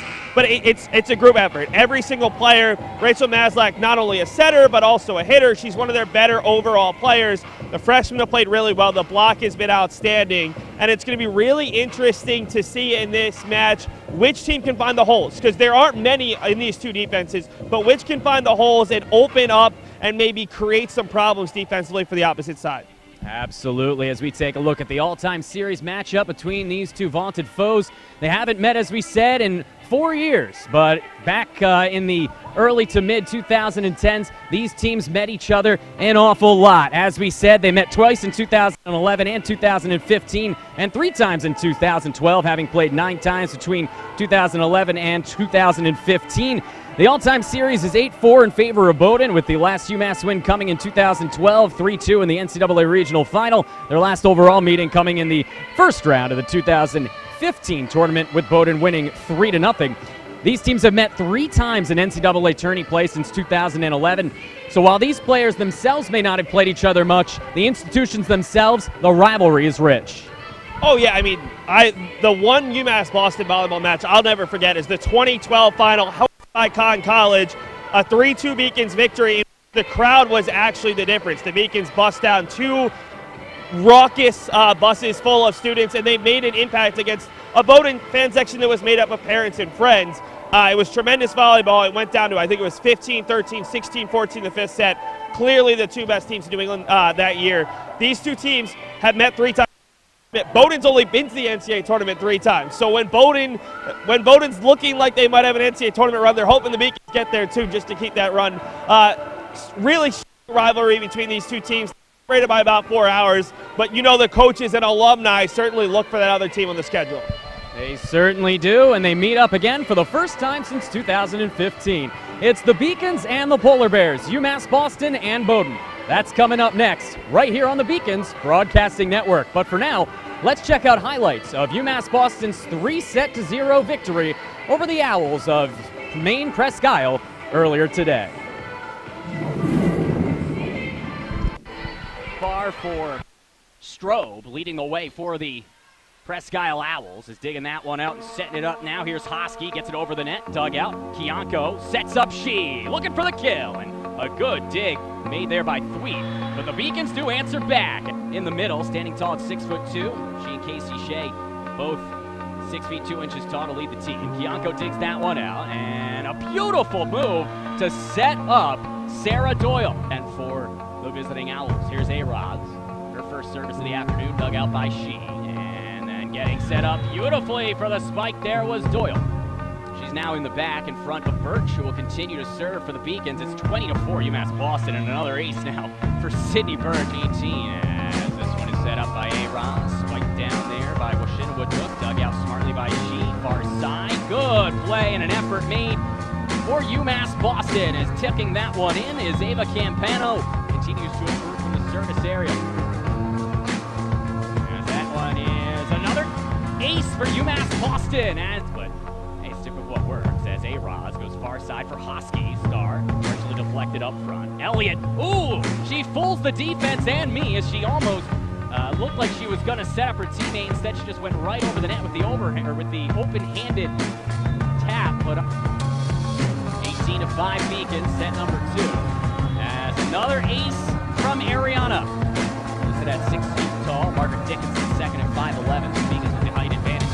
lovely. And there's a beautiful play from the service area. Still letting kills by Eileen Sheet. She's got almost a 44% hitting percentage as Dickinson gets it over. Dug out by Kiyanko. And good play as the Beacons see Kiyanko and Kamensk setting up Tescareno from Colorado Springs, Colorado. 17-4 Beacons, as that was Francis delivering her first service at home for a Beacons young freshman, as there's Eileen Sheet punishing the ball and punishing Maddie Thweet. 20-5, excuse me. I haven't updated the official scoreboard above the court, as that one is delivered there by Kassengal.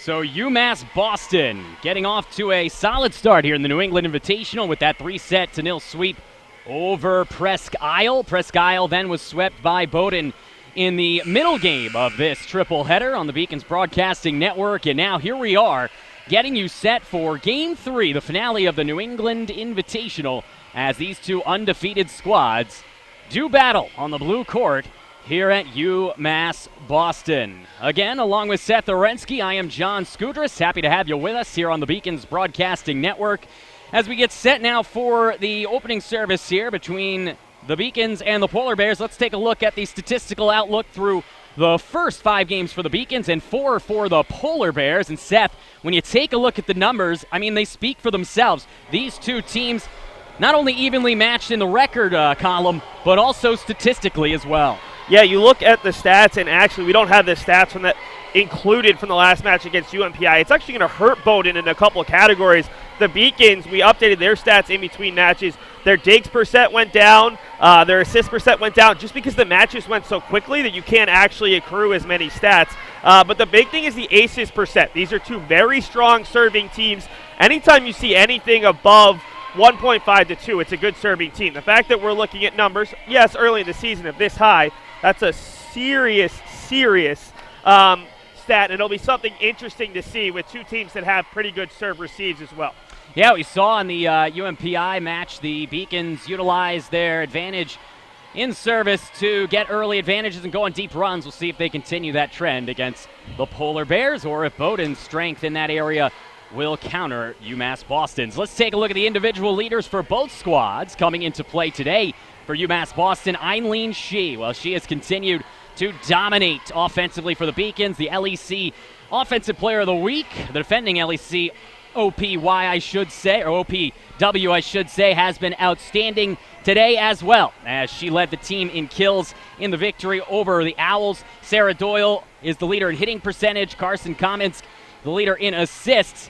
Michaela Kiyanko, the leader in digs. And Marcel Tiscareño, the leader in blocks. Meanwhile, for the Polar Bears, Sophia Paul, 23 kills, leading the way there, and leading the way in hitting percentage at 33%.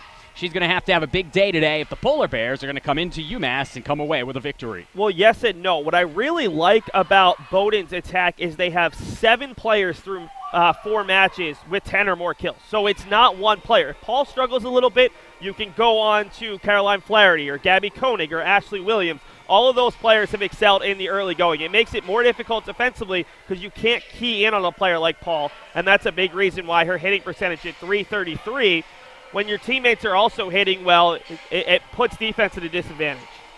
It certainly does. Let's take a look at our players to watch as we get set for the opening service of this one. For Bowdoin to begin, Lisa Sheldon. She leads the way for the Polar Bears with 45 digs this year, 5%, a pretty impressive number when you compare her to the rest of her competition. 3 aces and 9 assists on the year. Meanwhile, you look at Michaela Kiyanko. She's picked up right where she left off in the LEC tournament when she was named Most Outstanding Player last year, and she leads the way with 68 digs for UMass Boston. Well, these two players have followed a very similar career trajectory. Neither player was a starter in their first couple years at their respective institutions. Sheldon took over as a starter last year as a junior and actually was named the ABCA Regional Player of the Year. Had a very strong season, 582 total digs. She was a second-team All-American. Michaela Kiyanko, at least the Beacons coaching staff, felt that she was slighted. They thought that she had a chance to be the top libero in the region with her numbers. Kiyanko did not start until her first senior year. The Beacons got an extra year because she didn't play her first season. So you're looking at two players who have been around the block, who had to sit back, wait behind a tremendous libero, and now have really grabbed the Bulls by the horns, and they are the rock of their defense for their respective teams. Michaela Kiyanko certainly picked up where Elizabeth Glavin left off when she graduated back in 2016. Let's take a look at the starters for this afternoon's match, beginning first with Bowdoin College. The starters on your screen from left to right: Sophia Paul, Caroline Flaherty, Ashley Williams, Kate Kaiser, Sydney Soleil, and Daniel Abrams, with Lisa Sheldon, number 5, the aforementioned libero. And for UMass Boston, also from left to right, the Beacons led offensively there: Carson Kaminsk, Amelia Shepieska, Ava Campano, Marcel Tiscareño, Eileen Shee, Sarah Doyle, and Michaela Kiyanko. Same lineup that the Beacons have trotted out for the duration of this season, and why not when you're undefeated so far? The Beacons coaching staff isn't going to change anything until Rachel Maslak comes back. We talked about her in the opener. She's probably going to be the Beacons' number 1 setter. They do have 3 returners. They have 6 total setters, so it's not as if they didn't have players who could back her up. But she brings a lot to the table as a setter and hitter. That's why they have 2 freshmen in Tiscareño and Campano in the starting lineup, but both have played well. So why change it right now? There's no reason to rush Rachel Maslak back from an ankle injury, especially considering conference play doesn't start till the 14th of September.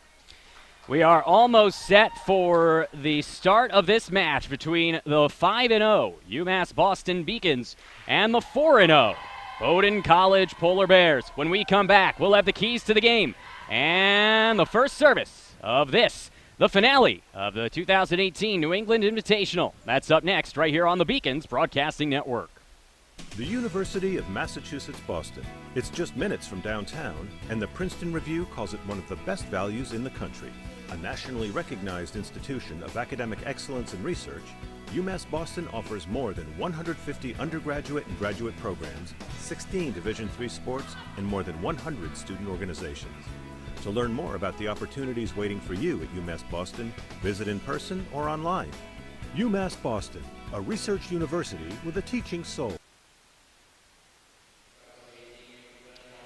As the starters are announced by the PA announcer, let's take a look at our keys to the match as we get set for the national anthem. And Seth, what really sticks out to you here on our 3 keys?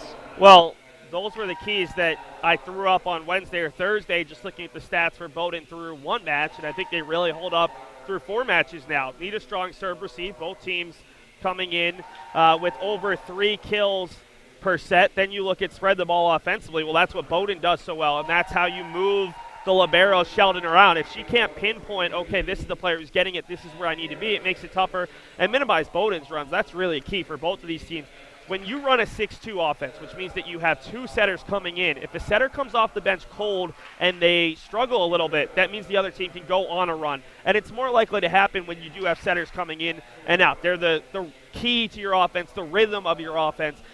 So it means that your setters need to be crisp, and the coaches need to use the timeouts if that other team is threatening to go on a run. Because we could easily see a lot of sets that go down to 25-23, maybe even extend the set between these 2 teams. There's a reason they're both undefeated, and I think we're going to see them up their play after a little bit of struggles in that first match against UMPI for both sides, where maybe they didn't play their best volleyball. I think they're going to play up to the competition in this match, knowing that chance to leave this match with an undefeated record, and more importantly, that first big win of the year. UMass Boston has not lost a match yet, nor has Bowdoin College. UMass has only lost 2 sets the entire season, and Bowdoin has yet to fall to a single team in a single set here in 2018. The 2 squads are ready, and we are ready as well here on the Beacons Broadcasting Network. Again, along with Seth Orensky, I am John Skudris. Happy to have you with us on the BBN, as one of these 2 teams will walk away from this afternoon's affair with their first L of the 2018 season. And we already know it's going to be a team wearing black. That's the beauty of these tri-matches. In Bowdoin's case, a 4-match weekend, playing 2 matches against Brandeis. Don't necessarily have time to coordinate with the opposing teams, so always makes it a little bit more difficult on the people watching at home and even the broadcasters when you have the exact same color of the uniforms, although it's easy to tell if you're able to look in closely. You see the paw of the polar bear on the Bowdoin jersey along with some stripes, and the Beacons going with the blue as their alternate color. What gets me is that both UMPI and Bowdoin wore white for the mid-match, and now they're both wearing black. If they had just, switched one of them, we wouldn't have had that issue. But you know what? That's what you and I are here for. They don't need to know the colors as long as we illustrate it to them. The Beacons will begin with the first service, and it will be Carson Kamensk, number 9 for Kate Carlson's club, as Kamensk is ready. Beacons and the Polar Bears here on the Beacons Broadcasting Network. First service by Kamensk. Far side, nice dig there by the libero. Near side, good. Overhanded swap by Paul, but she is denied up front. The Beacons defense starting out strong. It's 1-0 UMass Boston. Love that play from Marcel Tiscareño. The solo block, no help, but sensing that the pass was going to be the back line, had time to set herself up, and a really nice job to put it straight down. And another beautiful play by who else? Tiscareño, as she puts the Beacons up 2-0. Well, neither of these are going to go as aces for Carson Kamensk, but it's that strong service, a difficult one for Sheldon to handle. Not a good pass, and the Beacons thus far are really putting some pressure on the serve receive. As that one is a good counter by the visiting Polar Bears, as Kate Kaiser out of Ingleside, Illinois, on the second hit there, gets it down. Yeah, a little bit of another awkward serve receive. She was tight to the net, and Kaiser caught the Beacons napping, going over on 2. Already her 9th kill on the year for the setter for Bowdoin. And Bowdoin hands it right back as there's an error by Caroline Flaherty out of Fort Myers, Florida. And it's 3-1 UMass Boston as Chepieska will serve for the first time, and that's an ace! A beautiful start for Amelia Chepieska as she gets the Beacons back up by 3. That's Chepieska's 12th service ace on the year. The Beacons have 4 different players with double-digit aces through 5 matches. Second time around here for Chepieska. Dug out and set up now for the soft touch by Sophia Paul, and unable to handle it there was Michaela Kianko. Not often you say that. It's 4-2. Yeah, the Beacons block, mistiming their jump a little bit on the soft tip from Bowdoin, and right now Bowdoin is finding their success against the Beacons when they do go soft. The Beacons are trying to time their block for that huge block. Danielle Abrams' first service of the day. There's an opportunity for the spike, and a nice effort by Sophia Paul on the deflection. Point to Bowdoin College. Yeah, Paul, the team's top hitter, already 29 kills on the year, hitting pristine .324. Nice job to just punish that one through the block. And this is more of what we expected to see. Abrams' second service, dug out by Chepieska.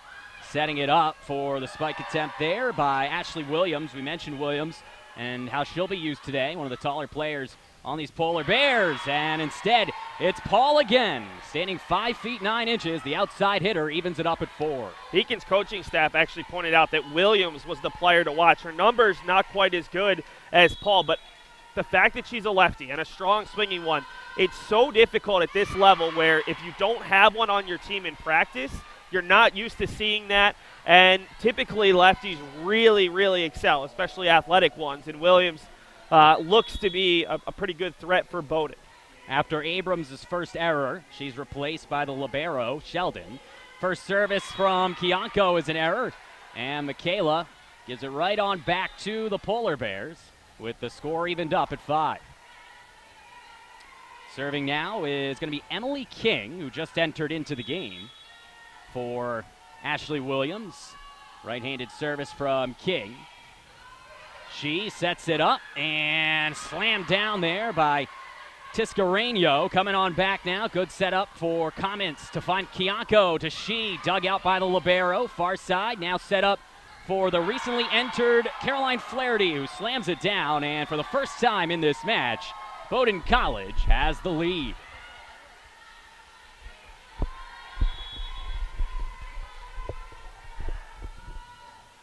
Second service here for King. Beacons keep it alive as that one is dug out off the chance from Tiscareño, but out of bounds off the libero Sheldon. The Beacons have evened it up at 6. really like the confidence that Tiscareño's showing in her game. Unable to get that solo block down on the opposite side, making an error, immediately comes back with another strong swing.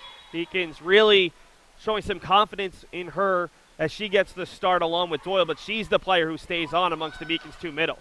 Sidnee Berch in for the first time to serve. That one off the Jumbotron, and sometimes the home infrastructure doesn't help the home team as the Beacons fall victim to the ball clanging off of that Jumbotron in the middle of the court. And back on top are the Polar Bears. Yeah, but that's an inexcusable error on the Beacons side. This is your home court. You know the bounces. You've seen the bounces. Beacons just need to communicate there. Neither player went for the ball. Berch digs that one out, going to the ground. Meanwhile, there is, who else? Chepievska, as she gets the Beacons back even, hammering it down overhand, 7-7. Yeah, both teams right now having a lot of success on sets behind the 6-foot line as the block unable to knock that one down. Oh, and an error there from Shi. The Beacons duo of Kianko and Shi, who were stellar from the service area in the opener this afternoon against UMPI. 2 errors to begin their day. It's 8-7. Here is the libero Sheldon. Lisa. Dug out far side, Michaela. And then slam down from Eileen Shi, but the Beacons bounce back. I think we've got a net violation there on Bowden on the attempted block, which bailed out the Beacons as that ball was going to go long. That's what I thought. That's why I was confused by the official score. We had it 9-7 for a moment. It is 8-8. And here's Sarah Doyle with her first service. And that one is also out of bounds. So Beacons not as sharp as they'd like to be here early on. Well, John, you talked to Kate Carlson, who's the coach today for UMass Boston, and you asked her about could this potentially hurt. I think having some downtime can help, but it does potentially show when you're not as crisp, when your service is going a little bit long. You're just trying to ease back into the game while the match is already underway, and Bowden is certainly warm after they were able to crush UMPI. Yeah, you said it. Kate Kaiser delivering on that one. It's 10-8. Polar Bears is unable to handle it. It's one of the Beacons' best service specialists in Berch. So here's Kaiser back, ready to serve for the second time, and that one this time is dug out by Berch. Elliott able to set up an opportunity for Chepievska. Dug out well, but out of bounds. It stayed in, they say, as Elliott sets it up. Kianko far side, but unable to keep that one in, was the recently entered Ava Campano. It's a great diving effort from Caroline Flaherty to get that one inside the antenna, forcing Kate Carlson to use the timeout. The Beacons lineup right now, very small. Chepievska, the tallest player out there. No middle hitter with Sidnee Berch replacing the middle. Beacons need to get a side out, get a little bit more offensive, get a little bit of a better block lineup out there, and then they just need to attack. There's nothing that Bowden has done thus far that I think is going to wow the UMass Boston coaches, and I don't think anything the Beacons have done is going to scare the Bowden coaches. Both teams haven't necessarily shown their best volleyball here through the first 19 points. The score is Polar Bears 11, UMass Boston Beacons 8. We're going to go to a quick commercial break. When we come back, we'll continue set 1 here between UMass Boston and Bowdoin College. The 5-campus UMass system is the university that educates the workforce of Massachusetts. We recognize that we are truly here for a reason.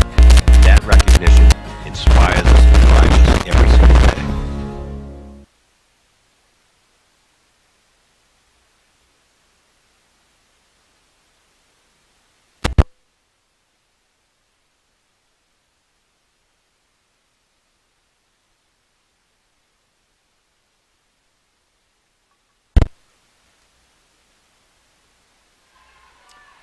Welcome back to the Beacons Broadcasting Network.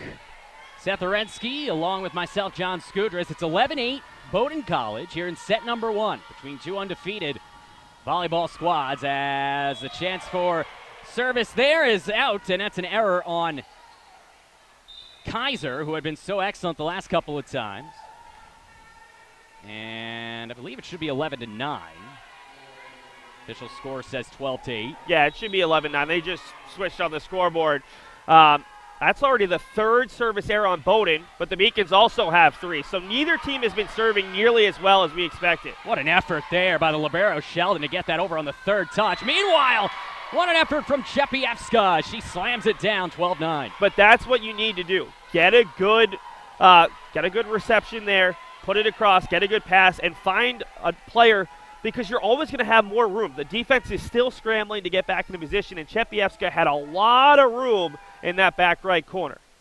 We had it right. It should be 11-10, Bowdoin. Correct. They're fixing it right now. David Wahlberg down at the scores table, making sure the official score is correct.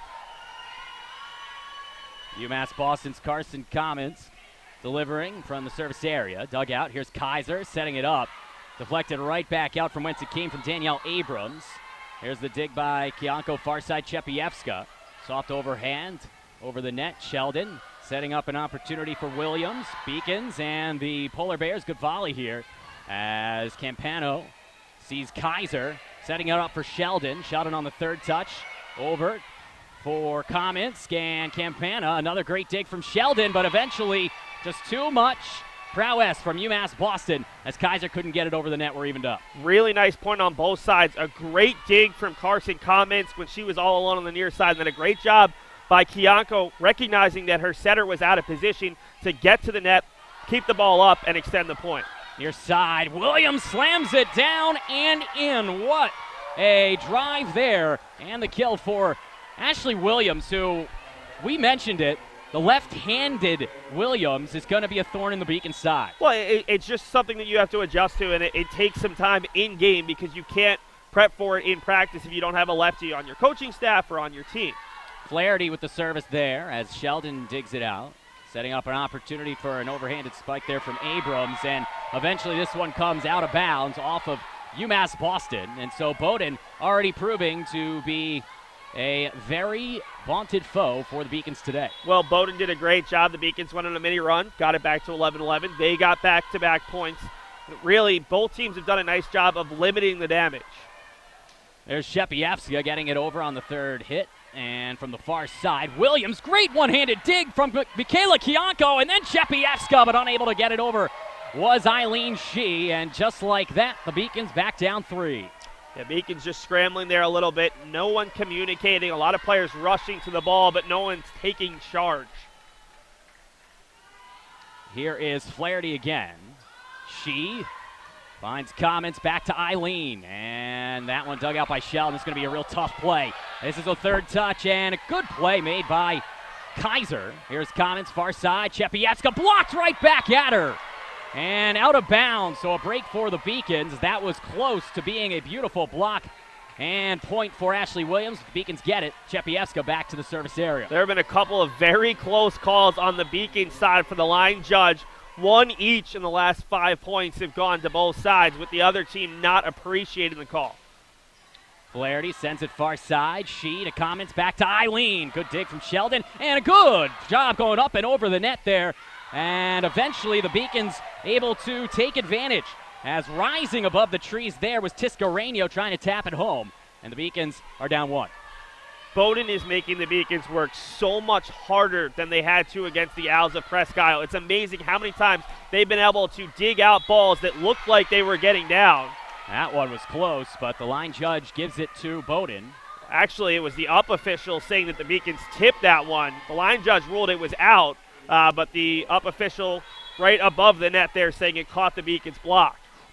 Close call, but the Polar Bears get the advantage by 2 now as Commons sends it far side for Shee, and then Shee slams it home inbounds for a beautiful kill for Eileen Shee. And now Kianko heads to the service area as we will get a substitution. Just the second kill for Eileen. The Beacons right now being led by Amelia Chepievska with 3. On the other side, Sophia Paul has 5 kills versus just 1 error. Service from Kianko, and unable to handle it there was Flaherty. That's Sophia Paul, as that one came out off of Sophia. And we are evened up yet again as this topsy-turvy roller coaster ride of a first set continues. Here's Michaela, who had an error on her first service. Got the job done there as sending it right back at Paul, but unable to keep it in was Doyle. And it's 16-15 as entering into the match now will be Emily King.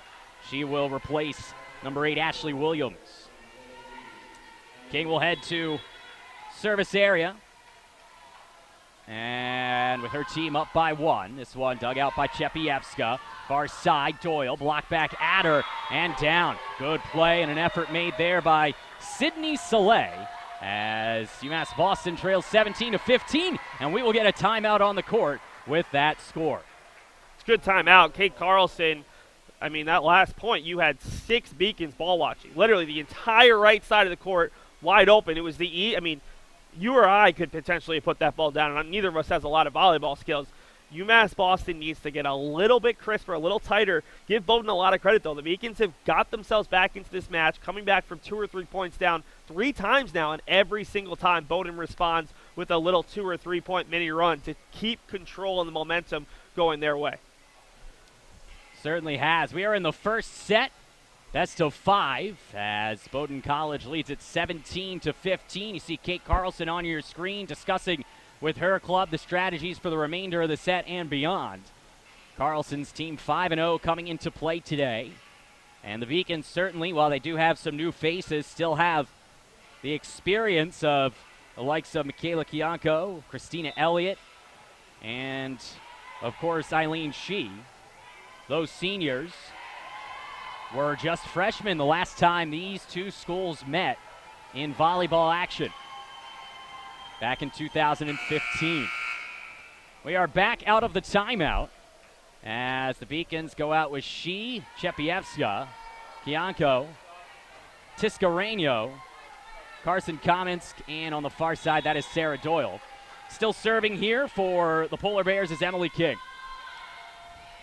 Dug out by Shee. Kamensk going back behind her to Tiscareño, but the Beacons out of position there as Kamensk couldn't catch up to it. It's 18-15. It was a good idea by Tiscareño, but she telegraphed it. She made it so obvious that she was going to go up with the tip that the block was able to retime their jump and easily put it down. The Beacons defense wasn't able to adjust.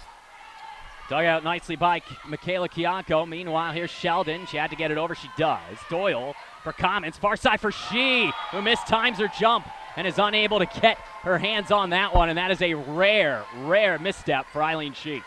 Well, the Beacons got the free ball they needed. They needed that point, and instead unable to connect. Right now, UMass Boston just need to tighten up. They're not playing very good volleyball. That one almost got over on its lonesome, but a good effort made by Paul. And Sophia, the team's leader in kills, continues to kill the Beacons in the first set. It's 20-15, Bowdoin College. And that was hesitation from Kamensk up front of whether or not to rise up for that, as that service is out of bounds and an error on number 3, Caroline Flaherty. Beacons get service back. Substitution as Berch, the team's best server so far this year, back in. Well, this is huge. Right now you need a mini run, down by 4, potentially 5 points to play. This is the player you want at the service line. Berch, overhanded service, and that one is out of bounds, an error on Sidnee Berch. So things crumbling down here in the first set for the Beacons as service goes back to Sophia Paul and the Polar Bears. Talked about the tremendous service for these two teams. They've combined for 3 aces and 8 service errors. So a little bit off today, at least in this match. Kianko dug that out, far side, slamming it home off of the hands of Doyle up front. Beautiful play from Sidnee Berch as the Chadsford, Pennsylvania native has put the visiting Polar Bears up by 6. Right now it's an avalanche in favor of this Bowdoin team. They've scored 7 of the last 8 points, and I mean, you see it there. When Michaela Kianko is unable to make a service reception, just turning her hands the wrong way, clearly the Beacons need to settle down, and they're going to probably have to do it down a set, as UMass Boston just has not been able to do the little things right over the last 10 points. Elliott setting up Doyle, pounds that over. Kaiser near side, and able to get it down was Flaherty, and now set point for the Polar Bears. They have not lost a set all season long. 12 for 12 through their first 4 matches, and they're trying to make it 13 for 13, 24-16. Here is Flaherty. Should be Paul back in the service area, dug out by Michaela. Elliott, far side for Shee, trying to keep it alive, and now that is going to be sent back over by Flaherty. Kianko for Elliott, and then Shee is blocked back. Good save by Doyle, but they'll say that the point will count, and that will do it for set number 1. Well, it was a really good set for the first 30 points, and then Bowdoin goes on a 10-1 run, and Bowdoin played well. I mean, don't get me wrong, but UMass Boston just needs to get back to the basics here. Beacons need to put that first set behind them and mentally get back into this match. They did not look like they had the confidence in themselves or each other after the timeout. I mean, UMass Boston used the timeout, and Bowdoin went on another 3-4 point run. That can't happen. You have to come out reinvigorated after the timeout, and now the Beacons put themselves in a hole against the team that hasn't lost a set. Now you have to win 3 of 4 versus 3 of 5. 25-16, Bowdoin College is the final in set number 1 as they take the first of a potential best of 5 here from UMass Boston. Let's go to a commercial break. When we come back, we'll have first set highlights as well as a look around Beaconville and see how the rest of the Beacons athletics are faring on a fall Saturday, it seems, here in September in Boston, Massachusetts. We'll be back right here on the Beacons Broadcasting Network.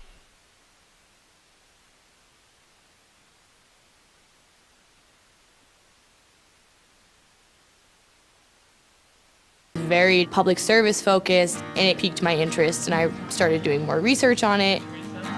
I'm very focused on what can I do to make the world around me a better place. My name is Lydia Grasso. I'm a junior at UMass Boston studying sociology and minoring in human rights. Because I won the Chancellor Scholarship at UMass, it allowed me to go to Cambodia. I was working at the Sihanouk Hospital Center of Hope. I was in the place of something horrible that had happened. I could either go home and kind of forget about that experience and kind of block it out, or I could do something so that things like that never happened again. UMass provides me with opportunities that I wouldn't get anywhere else and gives me a global perspective in a public setting. I definitely transformed at UMass. Welcome back to Clark Athletic Center. I am John Skudras, along with Seth Orensky. 1-0. The Polar Bears of Bowdoin on top over your UMass Boston Beacons. Let's take a look at the first set highlights here on the intermission show. As UMass Boston in the first set, getting off to a solid start defensively. Tiscareño with the block. As you see here early on, Bowdoin and UMass Boston went back and forth, Seth, in the first set. The Beacons really rose to the occasion early defensively, but then Bowdoin the rest of the way took care of business. Yeah, I mean, we had 7 tie scores. The problem was the last tie score came at 15-15, and then that big run. Bowdoin did a really nice job of spreading the wealth. We talked about that. They had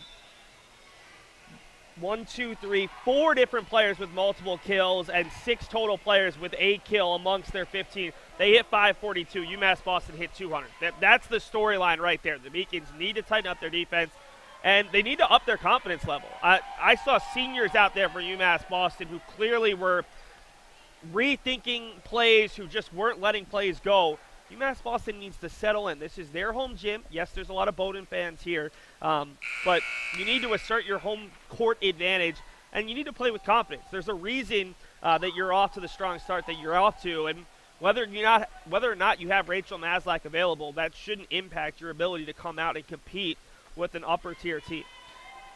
Let's take a quick look around Beaconville as we get set for the first service here of set number 2. Earlier today, the women's soccer team won 2-0 at Western New England as they got off to a solid start on the weekend. Later on this afternoon, in a couple of minutes, men's soccer will take on SUNY Oneonta as part of that SUNY Oneonta Invitational.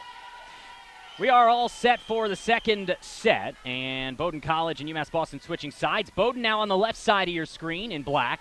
Their libero, Sheldon, wearing white. And on the right side, also in black with the blue numbers, your UMass Boston Beacons with their libero, Michaela Kiyanko, wearing light blue. Beacons come out with Michaela, as well as Chepievska, Kamensk, Shi, Tiscareño, and Ava Campano. Meanwhile, for the visiting Polar Bears, they will counter with the combination of Danielle Abrams, number 8, Ashley Williams, the aforementioned Sheldon, Kaiser, who is serving, Sophia Paul, and Caroline Flaherty, as Kaiser sends this one over, dug out by Chepievska. Commons finds Amelia, and then unable to keep it in bounds was Amelia Chepievska. 1-0 Polar Bears. Yeah, that's just Chepievska's first attack error of the day. The Beacons only had 1 for most of that first set, but they now have 4. They need a point either this point or the next one just to settle back in. Tiscareño blocked up front. Good play. And almost getting the block again was Abrams, the 5'11" native of Santa Barbara, doing a good job defensively as Williams slams it down. Kept alive by Comets. Far side for Chepievska, dug out by Paul. And Abrams sees it sent right back at her as Tiscareño finally gets that block. And the point for UMass Boston, 1-1. Tremendous defensive volleyball, and a lot of it on that point was Bowdoin. They've done such a great job of extending points, and a big-time block from Tiscareño as the Beacons needed that one pretty bad. Unable to get it over there was Flaherty as the setter Ashley Williams had to get it over, and the Beacons will get the point as she couldn't keep it in. So now the Beacons get the early advantage 2-1 as Chepievska back in the service area. And now they just need to build on this a little bit. Put your service in here, put the pressure on Bowdoin. Dug out by Kianko, but set up in a tough position because that one went right to Abrams, and Danielle slams it home 2-2. It's just a tough play for Michaela Kianko, unable to find her setter there, and a nice job executing for Bowdoin on the accidental over. Back to serve now is Flaherty. Caroline out of Fort Myers, Florida, where the Red Sox have spring training, and she delivers there as Chepievska can't keep it in. It's 3-2 Polar Bears. Chepievska was a little worried, was that ball going to float long? She opened up her body to find the back line, and that caused her hands to get in too tight, and she got handcuffed on that one. Another defensive miscue for the Beacons. Nice job there by Shee to rise up, dug out by Sheldon. Flaherty blocked in front as the Beacons keep it alive. Eileen Shee, who has not had the impact through the first set, as this one is brought in. Nice overhand drive by Tiscareño, but keeping it in and getting the kill on the far side are the Polar Bears as they go back up by 2, 4-2. Beacon staff right now is telling their players to calm down, but there's also a look of how do we change this right now? Bowdoin is doing such a good job of extending points. The Beacons are pushing numbers forward, trying to get their swings, that they're not used to having these points extend as long as they're getting out of defensive position. Great diving effort there by Paul. She kept it alive but was unable to get it to a teammate, and the Beacons back on the scoreboard. It's 4-3, and now Michaela back into serve again for the first time here in set number 2. And this is a really good hitting lineup right now with Tiscareño, Doyle, and Shee. Let's see if the Beacons as Michaela sends that over and out for an error. Can do something with it, I was going to say, but now this group has to play some defense. So now Abrams ready for her opportunity to serve. 5-3 Polar Bears, and Chepievska handcuffed by that one. She had to get it over, she did. Set up near side, blocked up front. Kaiser for Flaherty, far side for Paul. And great deceptive move by Paul. Thought she was going to come in hard, just tapped it over and got the point. Decision making for Bowdoin's been phenomenal. The Beacons had two of their better blockers lined up next to each other, ready for that ball down the line. What does the hitter do? A nice little soft tip off the block, and Carson Comets unable to get into position after the tip. And right now the Beacons are making mistakes, but also Bowdoin's forcing a lot of them, and the Beacons will use an early timeout here in set 1, just trying to keep this match from rolling away from them. Eileen Shee unable to keep it inbounds as that one goes out past the end line, and it's 7-3 Polar Bears, who already lead 1-0. Kate Carlson has called a timeout. She wants to discuss things with her club, get their heads back in the match. We're going to get our heads back in it when we come back, right here on the Beacons Broadcasting Network. Celebrate the soggy shoes and the slow starts. Celebrate the lessons learned along the way.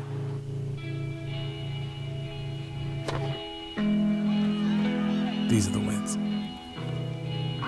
Not the shiny, nail-biting kind. These are the last a lifetime kind. So Kate Carlson discussing with her team the next steps here to try to get back into this match. John Scudras here along with Seth Orensky on the Beacons Broadcasting Network. Service will be in favor of the Polar Bears when the Beacons get back on the court. Seth, what are you seeing so far? The Beacons are going to make some tactical adjustments. They're going to try to find openings in Bowdoin, but at this point, to me, it's a more mental issue. UMass Boston is getting frustrated, and that's fair. Bowdoin is playing really good defense. They're keeping the ball from hitting the hardwood on some really good shots, but you have to keep your head up. I mean, that's been what I've seen at every single Beacons practice I've gone to, whether Terry Conley was the head coach or Michael Holohan was the head coach. You have to fight through adversity, and the Beacons have not done that well here. This is a 5-0 team. This is a team without one of their veteran leaders. Things haven't gone their way. Those aren't excuses when it comes to being in a match. Those aren't excuses the Beacons coaching staff are going to accept, and right now it's got to start with the leaders. I mean, you're seeing Kianko, Chepievska make some defensive mistakes they don't usually make. Those players have to improve, and I think it'll help out the freshmen who honestly aren't playing that bad. Emily King delivers for Bowdoin as Kianko continues to struggle here in this match against Bowdoin. As the first 3 services went service error for Bowdoin, service error for UMass, and now an ace. As here we have an opportunity for the Beacons to bounce back. Service there from Emily King. And that slammed down, dug out far side by Berch. Kianko sets it up right in front. I believe that was Elliott who got her hands on it in front of Doyle. And then a good block up front by Doyle. As the Beacons see Flaherty slam it towards Kianko, near side. She finally gets it inbounds off of the mitts of Emily King, and Eileen gets it as she may be warming up here in set number 2. That's what the Beacons need to do. Nice dig from Kianko, found Elliott, really calmly looked for and she was able to knock that one through the block rather than going over or around. Williams slams it home, dug out by Michaela. Eileen Shee sends it over. Sheldon with the dig. And then another great play by Sidney Soleil as Sidney delivers and puts the Polar Bears up 10-5. Yeah, Doyle got there with the block, just unable to deflect it down, came off the side of her hands. Couldn't quite get the angle there, but I think the Beacons are showing a little bit better emotions and focus here over the last couple of points.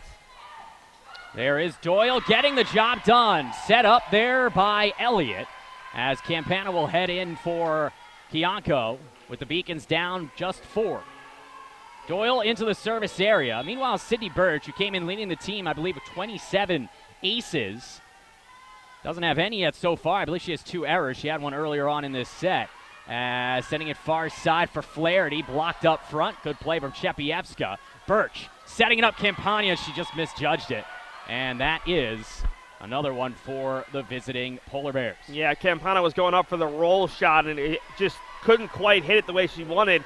I like the defensive adjustment from Chepievska, recognizing Bowdoin's hitting a lot of soft shots. They're not trying to pound the ball down. She was able to get the block, but again, Bowdoin doing such a great job of keeping the ball off the hardwood. Sheldon digs it out, so does Michaela. Has to get over the net, and it does from the midst of Chepievska. Elliott just taps it over. Sheldon, Kaiser, beautiful play. Second hit from Kaiser, and they fool the Beacons, putting it right in between 4 of the Beacons athletes, and it's 12-6. It's kind of the way this match is gone. Elliott, I mean, it was a nice attempt at going over on 2, but Kaiser does the exact same thing and able to find pay dirt. Kaiser now with 2 kills, and the only difference between Elliott and Kaiser's move is Elliott goes with the deception of making it look like it's going to be a pass the entire way and does it slowly. Kaiser just turns it around and just immediately whacks it really quickly, hoping that the defense won't be set up. And her hopes were answered as Commons barely gets it up over the net. Kaiser setting it up for Flaherty. Good block for UMass Boston as Tiscareno has done it again here in set 2. Her second block of this set. It's 12-8. Well, if the Beacons have an advantage, it is on the block. They're a little bit taller. They have a little bit better jumpers on that front line. Maybe that's where they can gain an advantage. Flaherty keeps it alive. Abrams gets it over. Michaela for Commons. Near side, Chepievska. As Kaiser sees an opportunity for Abrams, and Danielle takes advantage. The Beacons misjudge the block, and it's 13-8 Polar Bears. As we'll get a substitution, taking a seat, Emily King, replaced by Ashley Williams, back into the match. And now here is Kate Kaiser out of Ingleside, Illinois. Serving to Chepievska, near side Campano. Sent over by Commons. Kaiser, good setup there for Williams, and the Beacons duo of She and Commons can't handle it. again, that lefty, the Beacons forced to use another timeout as Williams comes up with a swing. This is a really good teaching moment for the Beacons coaching staff. How do you get your team back into a match? I mean, the Beacons have not trailed all season long. The Beacons have lost a set here, a set there, but they haven't trailed in a match, and right now they're very much in peril of being down 2-0. Granted, I mean, this isn't a terrible loss. Bowdoin is also undefeated. Bowdoin is a very good team out of a very, very good conference, but in the end, how the Beacons react over the next set and a half, potentially an extra set if the Beacons can find a way back into this match, that's important because UMass Boston's going to always have one or two tough conference matches. If you do get into the NCAA tournament, you're going to face a good team. And right now, the Beacons have shown it a point or two of that not giving in mentality, but right now they need to come together as an entire team and fight a little bit harder. Bowdoin really hasn't had to take a punch from UMass Boston since it was 15-15 in the first set. Remember, the Polar Bears finished off that first set on a 10-1 run. Since it was 15-15, Bowdoin leads 24-9. That's not a good set worth of volleyball if you're UMass Boston. There was 7 ties and 1 lead change in set 1. Not so much here in set 2. As you said, the Polar Bears have really grabbed momentum and ridden with it as Kaiser will begin out of the timeout. Trying to continue the momentum for Bowdoin. Dug out by Michaela. Comments. Setting up She, and this time Eileen takes a little off and is able to get it down. It's 14-9. Really nice roll shot from She.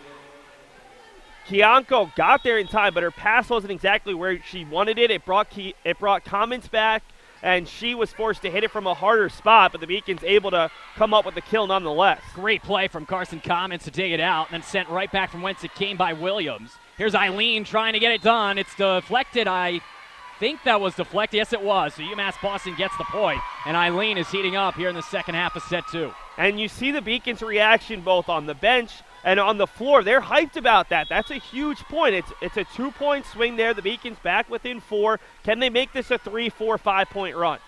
Chepievska serving. Great hesitation. What an effort from Michaela, but was unable to put it in the field of play. And because of that, point to Bowdoin. And service back to the Polar Bears. That was a great pancake from Kianko in a difficult spot right below the ladder there of the up official.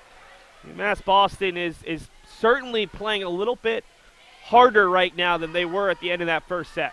Flaherty serving. Here's Chepievska sending it back, dug out by Kaiser. Sheldon back to Flaherty, and beautiful shot from Flaherty as she kills it right in between both Chepievska and Comments, back to 16-10. It's a good shot. Neither player was quite ready for it, but really it split those two players' defensive responsibilities, and that's typically going to cause some miscommunication. Bianco digs it out for Comments, and Tiscareño rising up to slam it down as UMass back in action, down by 5. Tiscareño is such a good pickup for this Beacons team.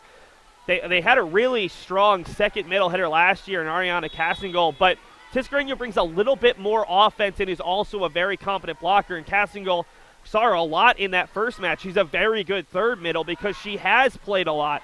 It just gives the Beacons even more options offensively. Eileen, she delivers. She's got 3 now here in set number 2. And the Beacons have narrowed it again down to 4. And as you said, Tiscareño out of El Paso, Texas. She has been outstanding through the first 5.5 games of this campaign. Kianko, however, has struggled in service today, and it continues back to the Polar Bears. Yeah, that's already 7 service errors for the Beacon. Bowdoin has 6 of their own, but if you're struggling in other areas, that's an area you can't afford to keep giving away points. Sloppy for sure as Abrams gets it over on the service. Near side for Eileen, and she continues to heat up as Eileen, as hot as the Golden Coast, where she hails from, as the Beacons back down 4, 17-13. Well, the Beacons are really just going to She right now. They know a lot of their other options aren't working. She has 8 kills. The Beacons as a team have 16. We talked about spreading the wealth offensively. Well, right now the Beacons are just going to the well. And that's out on the Polar Bears. So the Beacons bouncing back. They've narrowed it to 3. The lowest margin here since the early portions of set number 2, and that was Sidnee Berch, who's back out there in the service area. Sidney's so prolific as a service specialist, but she struggled today. Maybe she's heating up much like Eileen. Far side, Paul keeps it alive for Flaherty. Flaherty up and over, dug out by Chepievska. Far side, slammed down there, but unable to get it down was Doyle. And a good block up front on the Paul opportunity. Beacons now pressured in their own area as Chepievska cannot get it over on the setup from Berch. Oh, you got exactly what you wanted. You got the over. You looked like you had the great setup. The Beacons unable to knock it down. Bowdoin extends it, and then Chepievska behind the 6-meter line, unable to put it down. Bowdoin team just frustrates you. They're like a really good defensive team in baseball where you think you have an infield single that's knocked away, a really good football team. It's honestly hard. It's so difficult mentally to play against a team like this because what's typically a kill against a lot of teams, and maybe you're already excited to start celebrating, you can't. You have to wait to see it hit the hardwood because they're so good at extending plays. Good right there as the Polar Bears get back the 4-point lead, as I believe that was Soleil who will get credit for it. Moments ago it was Eileen Shee again getting another point for the Beacons, as here's Elliott setting it up. Good setup there for Doyle, but good dig from Sheldon, who's been outstanding today. Elliott setting it up for Eileen, dug out in the back by Flaherty. And then that one slammed down. Actually, it was Paul who dug it out, and Flaherty who kills it. And it's 20-15, Polar Bears. Bowdoin's doing a great job of finding their spots. That was a tremendous cross-court shot. Beacon stretched a little bit thin on the near side. Chepievska was tight to the net. Kianko had to cover a ton of room, and she couldn't quite get there. Service there from Paul, and right out of bounds. It comes right off of Sidnee Berch, and Paul delivers again. So multifaceted is Sophia Paul, the outside hitter from Cedarburg, Wisconsin. And a 6-point lead here in set number 2. She keeps it alive for Elliott. Elliott near side, and Chepievska drives it home right in front of Paul this time. Beacons back within 5 as Campano will step in for Kianko. UMass Boston doesn't need to win this set, but they need to take 5-6 more points, put some pressure on Bowdoin, give yourself something to hang your hat on here in the second set, going into the third set if they're going to get back into this match. And again, these service aces are killers when you're down 5, when you're down 6, especially later on in the set. You can't have them. It's okay if you're up a couple points, you're in a tight match, but Beacons just cannot afford service errors when you're down 5 that late in the set. Good save from Chepievska on the setup by Elliott. Sheldon gets it over. She for Christina. Chepievska, good dig. Getting down low is King. And now Paul gets it over. Berch to Elliott. And there we go. Ava Campano delivers for the Beacons, getting her first of the day. And it's a 5-point game with a substitution as Tiscareño will check on in, as will Carson Comets. It's one of the rare times the Beacons have been able to take a free ball and actually turn it into a point. Bowdoin does such a great job of giving up free balls, but then defensively keeping themselves in points. Near side, Abrams misjudged it on the setup from Kaiser, and now the Beacons seeing the Polar Bears commit a few self-inflicted errors. It's down to 4 again, 22-18. Comets back to serve for the second consecutive time as she gets it up and over. Dug out by King. Kaiser, Michaela Kianko, Comets far side, and the Beacons back within 3 for just the second time since early on in this set. It's 22-19.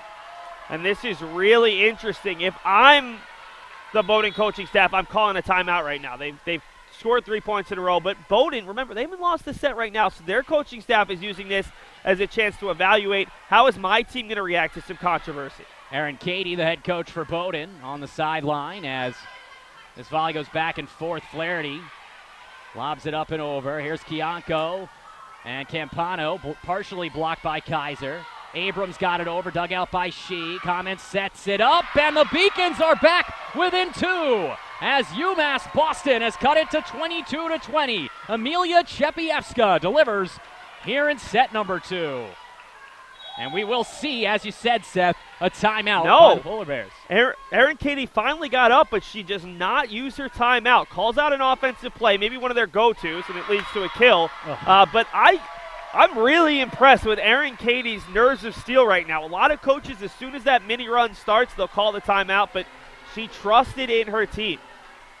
Well, they haven't lost a set all year, so why not? As it looked like she was getting set to call a timeout. Instead, she just calls a new formation, and just like that, it's 23-20.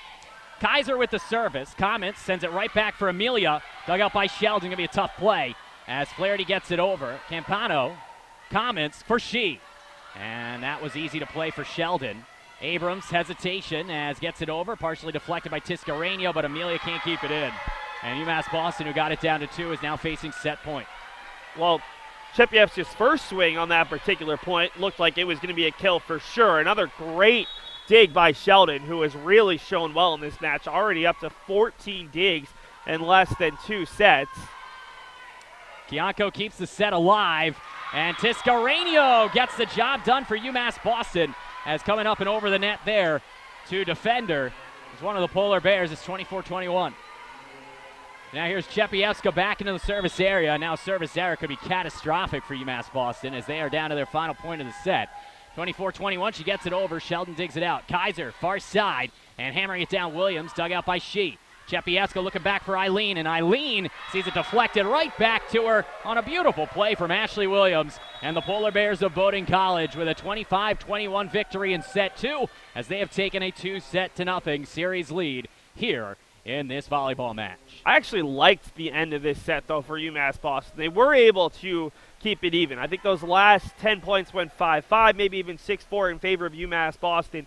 The Beacons showed a better reaction to how Bowdoin's playing.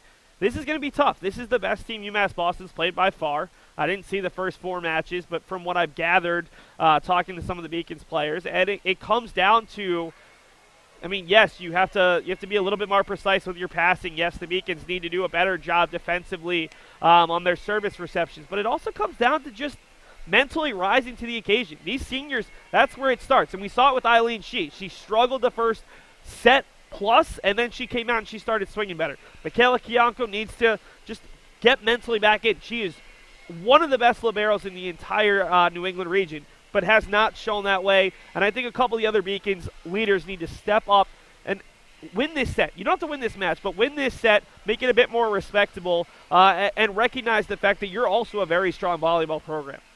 UMass Boston trailing 2-0 as we head to set number 3. Let's go to a commercial break. When we come back, we will take a look at the Lilies Conference scoreboard and highlights of set number 2 between UMass Boston and Bowdoin College. Moving from Turkey, it was a rough journey for me because when you don't really speak the language that well and when you don't really fit in the crowd, it's very easy to disappear. But I decided not to give up, and UMass helped me. Welcome back to the Beacons Broadcasting Network. Along with Seth Orensky, I'm John Skudris. Beacons and the Polar Bears, 2-0, Bowdoin through 2 sets. Let's take a look at the highlights here on the intermission report, and it begins with who else? Tiscareño, as Marcel has played so well defensively up front for much of this game. Another block for Tiscareño as she gets the Beacons off to a solid start, but in the end, Bowdoin was able to bounce back. We've seen the Polar Bears just playing with a little more polish as Abrams slams that one home in front of Michaela Kianko. Eileen She, who had struggled, as you said, for the first set and really a quarter of this match. You see here set up on the far side from Elliott, slamming that one home, and unable to handle it was King. And then as we continue, a soft point here from Bowdoin. They get that one up and over as they continue to extend their lead. At that point, it was 12-7. And then here come the Beacons back as Tiscareño, another beautiful block up front. Really, if it wasn't for Marcella, it would be a really slow start for the Beacons through the first 2 sets. And that one slammed down. Beautiful play by UMass Boston. I believe that was Doyle getting the kill. And Eileen She then coming back off another setup to get her second kill of the set, slamming that one down right in front of Flaherty. And then Bowdoin bounces back as Bowdoin is able to, really for the most part, while they let the Beacons get back into it, they did a good job of maintaining a 2 or 3 point lead for the duration of the set. Amelia Chepievska getting the kill on this volley as she is set up on the far side there by Comets. And then Campano wrapping up our highlights here in set number 2. as she will get her first kill of the day right there, slamming it down in front of a couple of defenders. And that's the way we sit right now with the score 2-0. Polar Bears. Well, John, just a couple stats to look at. That second set, Bowdoin hit just 250 after hitting 542 in the first set. Beacons 195. So still getting out hit, but a much more respectable number. The other thing, the service. It hasn't been where the Beacons need it to be. 2 service aces versus 8 errors. Bowdoin has made 6 errors, but they do have 5 aces, a much better number. You talked about the block. Tiscareño has 3 solo blocks. The rest of the team has 0. You need a little bit more out of Sarah Doyle, Amelia Chepievska, Eileen Shee, as the Beacons have more total blocks than Bowdoin, 3-2, but they're not getting enough of production. The other thing is Bowdoin just continuing to spread it around. Sophia Paul has 10 kills, but 5 other players with multiple kills. That's been the Beacons' big issue. They haven't been able to stop Paul, and they haven't been able to stop the other hitters either. You kind of have to pick or choose if you're going to have a chance to win this match. And the Polar Bears off to a good start here in set 3 as that one came out off of Commons. And so service now for Flaherty. 1-0 Bowdoin College leading 2-0. They will try to move to 5-0 without losing a single set on the season if they win this one. And they're off to another good start as Kianko got crossed up trying to move to her right, unable to dig it out. It's 2-0. We'll get you the Little East Conference scoreboard later on, maybe at a timeout here on this set, as the Beacons obviously have not yet played an LEC battle, as the Beacons trying to avoid their first loss of the 2018 season. Chepievska gets it up and over, dug out by Abrams. Kaiser sets it up right in the middle for Williams, dug out by Eileen. Far side, Campano kept alive by Sheldon. Far side now for Williams, perfect pass. Perfect job by Williams. She hits it up and over and taps it right over Campano and in front of Kianko. And the Polar Bears off to a 3-0 lead. That's a perfect play. I mean, it's so difficult for Kianko to see the tip there with her. She has 2 players jumping in front of her, and Williams did such a nice job of not telegraphing it. This Bowdoin team making a lot of really nice decisions. That one up into the catwalks off of Flaherty, and somehow they keep it alive. What an effort. On the far side, Chepievska dug out by Paul. Kaiser back for Abrams, and the Beacons somehow keep it alive. Great effort by Campano. Kianko got it back over. Kaiser, and that's a beautiful shot by Abrams as Danielle puts it in a perfect spot in the corner of the court. It's 4-0, and the Polar Bears aren't letting up. I don't even know if Abrams necessarily meant to hit that shot. It looked like she mistimed it a little bit, didn't get quite all of it, and it ended up being a perfect roll shot. Beacons used their timeout. This was about the last thing that UMass Boston wanted. So right now the Beacons setters, their positional players are meeting. Rather than a team as a group, you have the 3 middles who are talking, you have the outside hitters who are in a conversation, the 5 liberos or DSs, and then the Beacons 5 setters. I've never seen this before, but it's an interesting take. Let's see positionally what the players on the bench are seeing. How can we fix this? It's not just a team thing. How can we at each of our positions out there in the court do a better job of managing the things that we're supposed to do? Absolutely. Can we take a look at the LEC scoreboard? As we see on your screen, Southern Maine, who actually, I believe, lost to Bowdoin earlier this year, beats Fitchburg State 3-0. We have no score from East Con against Westfield State.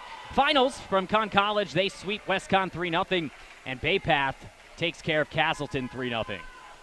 Yeah, I think Castleton's going to be strong in a couple of the sports in the LEC this year. Their men's soccer team and women's soccer team both had really good seasons a year ago. Their volleyball team, I think they're going to be towards the bottom of the conference from some of their early results. Flaherty serving up 4-0 out of the timeout as Comments finds Chepievska, dug out by Flaherty. Kaiser back for Caroline as Comments keeps it alive. Campano's going to be a real tough play and no chance for the Beacons as Chepievska had all her momentum heading towards the bench. It's 5-0 Bowdoin College. Yeah, no one's taking charge out there. She and Chepievska kind of looked at each other. They both tried to make the play, but a little bit of indecision made it so that neither player was really going to get there. And Flaherty, a rare error here today. A rare error here today out of the service area. Rare error from me as well. 5-1 now as the Beacons are on the board. Dug out by Sheldon. Kaiser Good block in front. Tiscareño, yet somehow they kept it alive for the moment as Kaiser and Flaherty combined. But Tiscareño again, another solo block as she continues to excel up front for UMass Boston. I'm almost stunned that ball didn't get back over. That's how good Bowdoin has been at scrambling effectively defensively. Beacons trying to get back in this set as Campano dug out by Flaherty. Near side for Paul. Kept alive, Chepievska. Mikhailo and Chepievska looking at each other. Luckily, Kianko able to regain her composure as Chepievska keeps it alive. Kamensk still keeps it alive and up into the stands goes Campano as she almost was able to get there and get it back over, but it's 6-2. That play, you're honestly more worried about player safety than anything else. Kamensk dove right at the stands. If she doesn't get her head up there, she's going head into the bottom of the stands. Unfortunately, she does. And realistically, obviously you love the hustle, but Beacons would really hate to lose any of their players right now to an injury, especially on a play like that. Comments far side for Shi. Beautiful block up front. And that was a great effort made by Soleil as Sidney continues to play well up front, 7-2. Service now to Abrams as Danielle steps into the match again. 7-2 Bowdoin as they look to complete their 5th consecutive sweep to start the year. That is out, and an error on Abrams. So the Beacons get another point, 7-3. Stepping on in is Doyle. We have not seen Casey Shea yet in this match. She played a bit against UMPI. Another one of the Beacons' 6'2" inchers as Kianko avoids the error here. Kaiser setting it up for Williams. Good block from Doyle, and the Beacons back in it, down 3. So there you've got too many touches on Bowdoin. Can the Beacons mount this run? Can they actually put together a run of longer than 2 points? Because that's what they've been pretty much limited to over the last set plus. Bowdoin will give them 2, but they won't give them anything more. Paul got her blast partially blocked. Now here's She set up by Comments. Good block. Kept alive by Tiscareño. Back to the Beacons up front. That was Doyle. Kaiser setting up Williams. Beautiful blast and a shot as that one goes out of bounds. Just barely. Very close. The Beacons now within 2. Wow.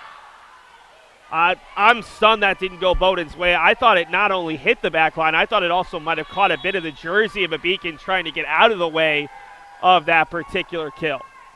As that one just clips the top of the net from Kianko's service. Paul blocked in front, and the Beacons right back in it here in set number 3, and they are within 1 for the first time since, other than being 1-0 after 1 point in a set, I would say since the first set. Well, the breaks are finally going the Beacons' way. You have that one go just barely out, and that time the block lands right on the white. Now can the Beacons take advantage of this and put a little bit of pressure on Bowdoin? Bowdoin hasn't used a single timeout today. They haven't really had to, and now they're going to re-extend their lead to 2 as, again, the Beacons get close, but they can't even it up. And we'll get a substitution as King will come on back in for Williams. It's 8-6. It's not over until it's over. If Bowdoin can get to 25 here, it is, as the Beacons will try to get back in it. Good rising up play there by Doyle. And a good block up front from She. I believe Eileen's the one who got her mitts on that. Back to 1, 8-7, as Berch and Elliott will check in. Yeah, She and Tiscareño in there together on the block. That's a big one as the Beacons, I think that's the first time they've actually had 2 players combine on a block that was successful. Love to see the Beacons get a few more swings for Sarah Doyle. Just 1 kill on the day. That's not enough if the Beacons are going to be successful. Chepievska, right place, right time to save that one. And there we go as Eileen She has evened it up.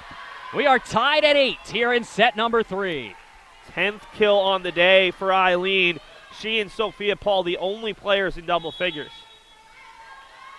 So here is Sidnee Berch serving for the 2nd consecutive time. Dug out by King. Kaiser setting it up for Flaherty. And Caroline drives it home as the Polar Bears back up by 1. Well, for a bunch of Polar Bears, they're very sure-handed. It's just so impressive. We've seen the Beacons make some uncharacteristic mistakes, but Bowdoin just doesn't make mistakes on their serve receive. They've done a tremendous job of not only making the plays, but also making the plays and then making really good passes to set up their offense. Sophia Paul, the outside hitter, committing the error in service there. It's now 9-9 as Eileen Shee is back to serve. And that was a nice serve dug out by Sheldon. Kaiser going back towards Soleil. Beacons keep it alive. That's Eileen. Kaiser looking near side for Paul. Deflected. Kianko to Elliott. Going far side. Chepieska. Good dig there by Paul. Flaherty blocked in front by Elliott. Beacons trying to get their first lead of this set. And keeping it alive there was Berch. Kaiser. Far side for Soleil. And that one comes out of bounds. And the Beacons, for the first time, have the lead. But, John, think about how hard the Beacons had to work on that point. You start with a tremendous save from Eileen Shee that is somehow kept up. Then you had 3 good swings that looked like they could lead to kills. It took the Beacons 5 chances before they were finally able to earn that point. Perseverance pays off as Flaherty sees Elliott tip it to Kianko, and now there is Shee getting it over. Kaiser, and there it is again. Oh, man alive, she continues to deceive as she puts it over on the second touch, and just like that, we're tied up again at 10. As Kaiser has really opened up my eyes today. She has played exquisitely. Well, she has 3 kills, all 3 the exact same play, going over on 2, not a traditional swing, and that's a huge spot where senses her team needs a little bit of help, and immediately the Beacons fooled. The Beacons have not been prepared for the play of Kaiser, who's not a big-time hitter, only about 10, 11 kills on the year, but very effective hitter, hitting over 500. Beacons back on top, as unable to get it over there was Flaherty. It's 11-10 as Doyle will serve. Doyle, Berch, Shee, Chepieska, Elliott, and Campano out there for UMass Boston as Flaherty finds the hole between both Doyle and Elliott. What a shot. Substitution for both teams as Doyle steps out for Michaela Kianko, and coming on out will be King, and she will be replaced by Williams. Here's Kaiser to serve, and good eye there from Berch. She let that one go, thought she might be second guessing herself, but a good job, and we are back on top are the Beacons, 12-11, as more substitutions. Comments back in, as is Tiscareño. Bowdoin has already committed 4 service errors in this set alone. They're up to 10 on the match. Certainly helping the Beacons out here as they have yet to commit a service error in this third set. Near side Williams, so dangerous, but too much on that one. And the Beacons have a 2-point lead for the first time in this match. And Erin Cady, I think, is going to use it. First time today. So we'll see what kind of reaction Bowdoin gets, because this is interesting. The Beacons, they've had 1 or 2 timeouts where they've come out with renewed energy, but they've had a couple timeouts where Bowdoin just kept pushing the momentum. Can the Beacons do the same to Bowdoin here? Can they extend this lead out? A lot of times after timeouts, you see a service error. It's natural. You had to sit on the bench for a minute and a half. Can the Beacons get this service in, first and foremost, and then come up with a point? Maybe come up with 2. Extend the lead to 4, really put the pressure on Bowdoin. And I love this. I think this is the first time the Beacons have ever done this. Maybe they do this on the road sometimes. But these positional meetings before the Beacons go into their full huddle, I love the concept, and I think that it's worked a little bit here late in the second set and now in the third. Well, the Beacons have battled back. They're still down 2 sets, but they lead by 2 here in set 3, trying to stay alive and force a 4th set against the undefeated Bowdoin College Polar Bears. We'll go to a quick break when we come back. The conclusion of set number 3 right here on the Beacons Broadcasting Network. The 5-campus UMass system is the university that educates the workforce of Massachusetts. We recognize that we are truly here for a reason, and that recognition inspires us and drives us every single day. Teams out of their respective huddles.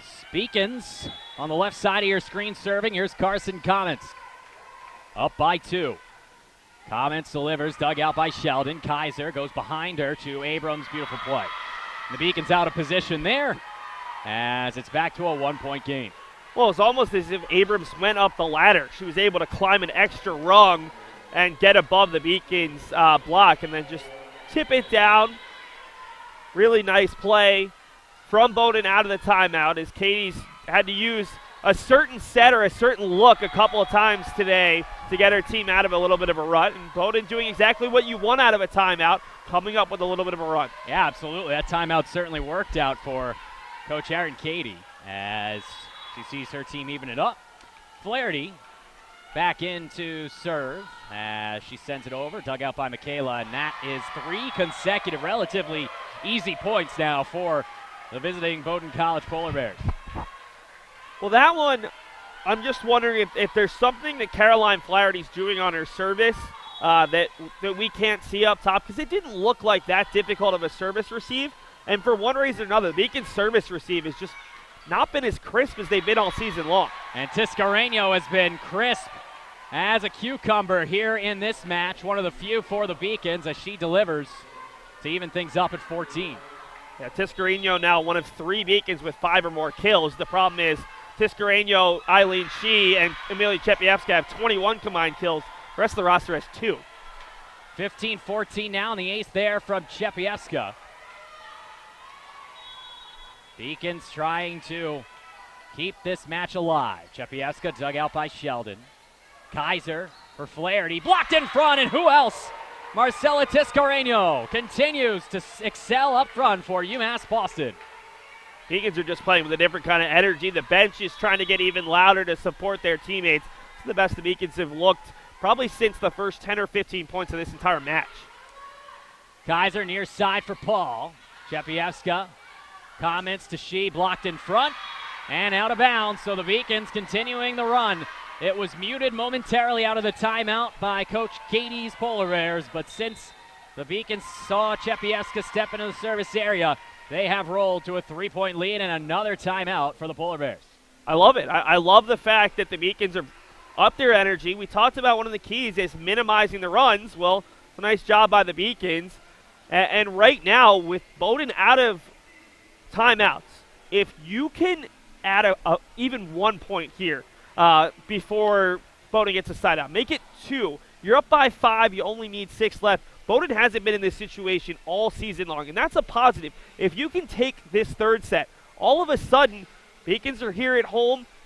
Bowdoin starts to question themselves a little bit. If you can extend that match to 5, then Bowdoin's in real trouble. But obviously the biggest thing is you still have 8 points to get in this third set. Let's not get ahead of ourselves. UMass Boston needs to keep doing what they're doing. High energy, better defense, better passing, and that's what's been the key here in the third set. Let's take a look at a replay of that Tiscareño kill that we just saw that put the Beacons up by 3. And you see she's been excellent defensively and now showing her prowess offensively, rising up as Marcel Tiscareño. Also a big time. She has a lot of claps and a lot of dancing skills that she showed on media day. Yeah, we got a chance to see that instead of the kill. Well, we saw part of the kill. We're still working out some new technical things here on the BBN. We'll figure it out. Here we go out of the timeout. 17-14. As that one is dug out by Sheldon. As Paul is game to deliver out of the timeout. She gets the kill off of the mitts of Ava Campano, and just like that, 2-point game again. Well, why not? You're struggling a little bit. You need something to go right. Go back to Sophia Paul, who now has 13 kills on the day. As that service by Abrams dug out. Far side for Eileen. Danielle doing a good job keeping it alive as Williams sees that partially blocked up front. Comets for Campano. And the duo on the near side unable to get it done. It's back to 1. I love the hustle there from Comets, recognizing I have a chance to get this ball. Let me make the set. But if Campano is the one setting there, that ball comes across. You're not going to get maybe a great swing, but you're going to keep the point alive. Comets has to recognize that on that particular play because she gave Campano 0 chance of putting the ball across the net. Eileen Shee from the setup by Comets, kept alive by Kaiser. Carson for Michaela. Far side for Eileen. Dug out by Abrams, but that's going to come out of bounds, so the Beacons re-extend their lead to 2. Well, Abrams has been tremendous defensively, but that's one of those balls that's almost undiggable. Eileen hits it with so much power that all Abrams could do was keep it up and immediately comes back across the net, but out of balance, fortunately for the Beacons. Here is Michaela Kianko from the service area. Dug out there by Flaherty. Tipped up front, blocked by Shee. Kaiser near side for Paul, deflected and in. What a play, as that one barely kept alive. It's 18-17, and a substitution is coming back in as King for Williams. Remember, the Beacons still have a timeout. They used one early when they were down 3 or 4-0, but the Beacons have one in their back pocket. Kate Carlson is thinking about it right now, but that's one that you can save if you get late in this set, down a point or two. And she's going to call it right now. 18-18, timeout UMass Boston, as the Beacons and the Polar Bears going back and forth here in set number 3, as UMass Boston tries to keep their hopes alive here against the undefeated Bowdoin College Polar Bears. Let's go to a commercial when we come back. The exciting conclusion of this, set number 3, with Bowdoin College leading 2-0 right here on the Beacons Broadcasting Network. Celebrate the soggy shoes and the slow starts. Celebrate the lessons learned along the way.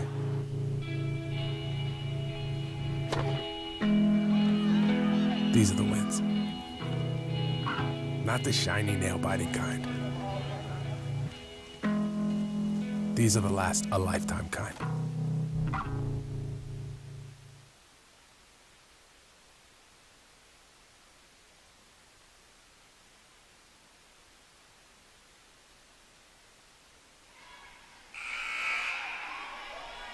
Welcome back, as out of the timeout, it'll be service for the visiting Polar Bears. As dug out by Chepievska, as Tiscareño got it up and over. Kaiser far side, and that is Soleil. As Comets finds she blocked, but into the net, and UMass Boston is back on top, 19-18, as Berch and Elliott will check in.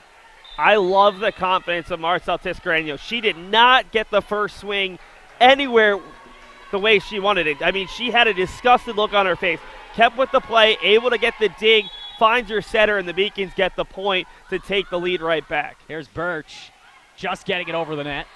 Kaiser from Sheldon for Soleil. Berch to Elliott, setting it up for she.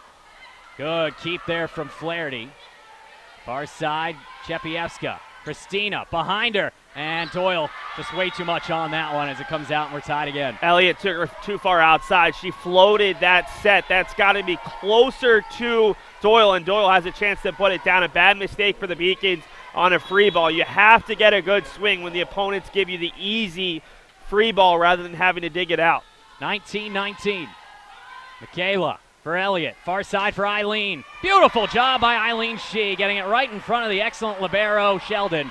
And the Beacons lead it again. Yeah, the Beacons actually got lucky there. Sheldon was ready to dig that out, but the block took a piece of it, slowed the ball down, and it didn't quite reach her. Now Eileen from service. Dug out by Sheldon. Oh, what a block from Doyle! She rises up and puts it right back into the face of Kaiser, and the Beacons are back up 2. Well, Sarah's had a pretty quiet match, but she's picked it up in the block category. It's block number 3 for her. Beacons doing everything they can to force this to a 4th set. As that is a beautiful spike there from Flaherty, as she found the hole in the defense, 21-20. But now you just need to get a side out if you're UMass Boston. You know that Sheldon's one of their better servers. Get a good serve receive, set up Christina Elliott for a good pass, and get the side out right back. Both Berch and she went after it. Elliott, beautiful play. Beacons, though, see the Polar Bears answer back. Elliott to the far side. Chepievska, that's in! UMass Boston back up 2, 22-20. Now it's UMass Boston who's extending these plays defensively. A great job, a great effort there by Kiyanko to get it across. And then Elliott, a tremendous job to get over there and make the block. Otherwise, there was a ton of space over there on the far side. Here is Doyle serving. Dug out far side by King. Kaiser for Flaherty, blocked in front. King keeps it alive. Abrams over. Doyle for Elliott. Far side. Campano is down. And another point for UMass Boston as they extend their lead to 3, 23-20. The Beacons have not had a 4-point lead yet in this match. And you have to wonder how Bowdoin is mentally dealing with this right now. I mean, this is as close as they've been to losing a set all season long, and there's a very rare miscue by King, one of their service specialists. she turns the hands the wrong way, the way we saw the Beacons do pretty much all of set 2 and late in set 1.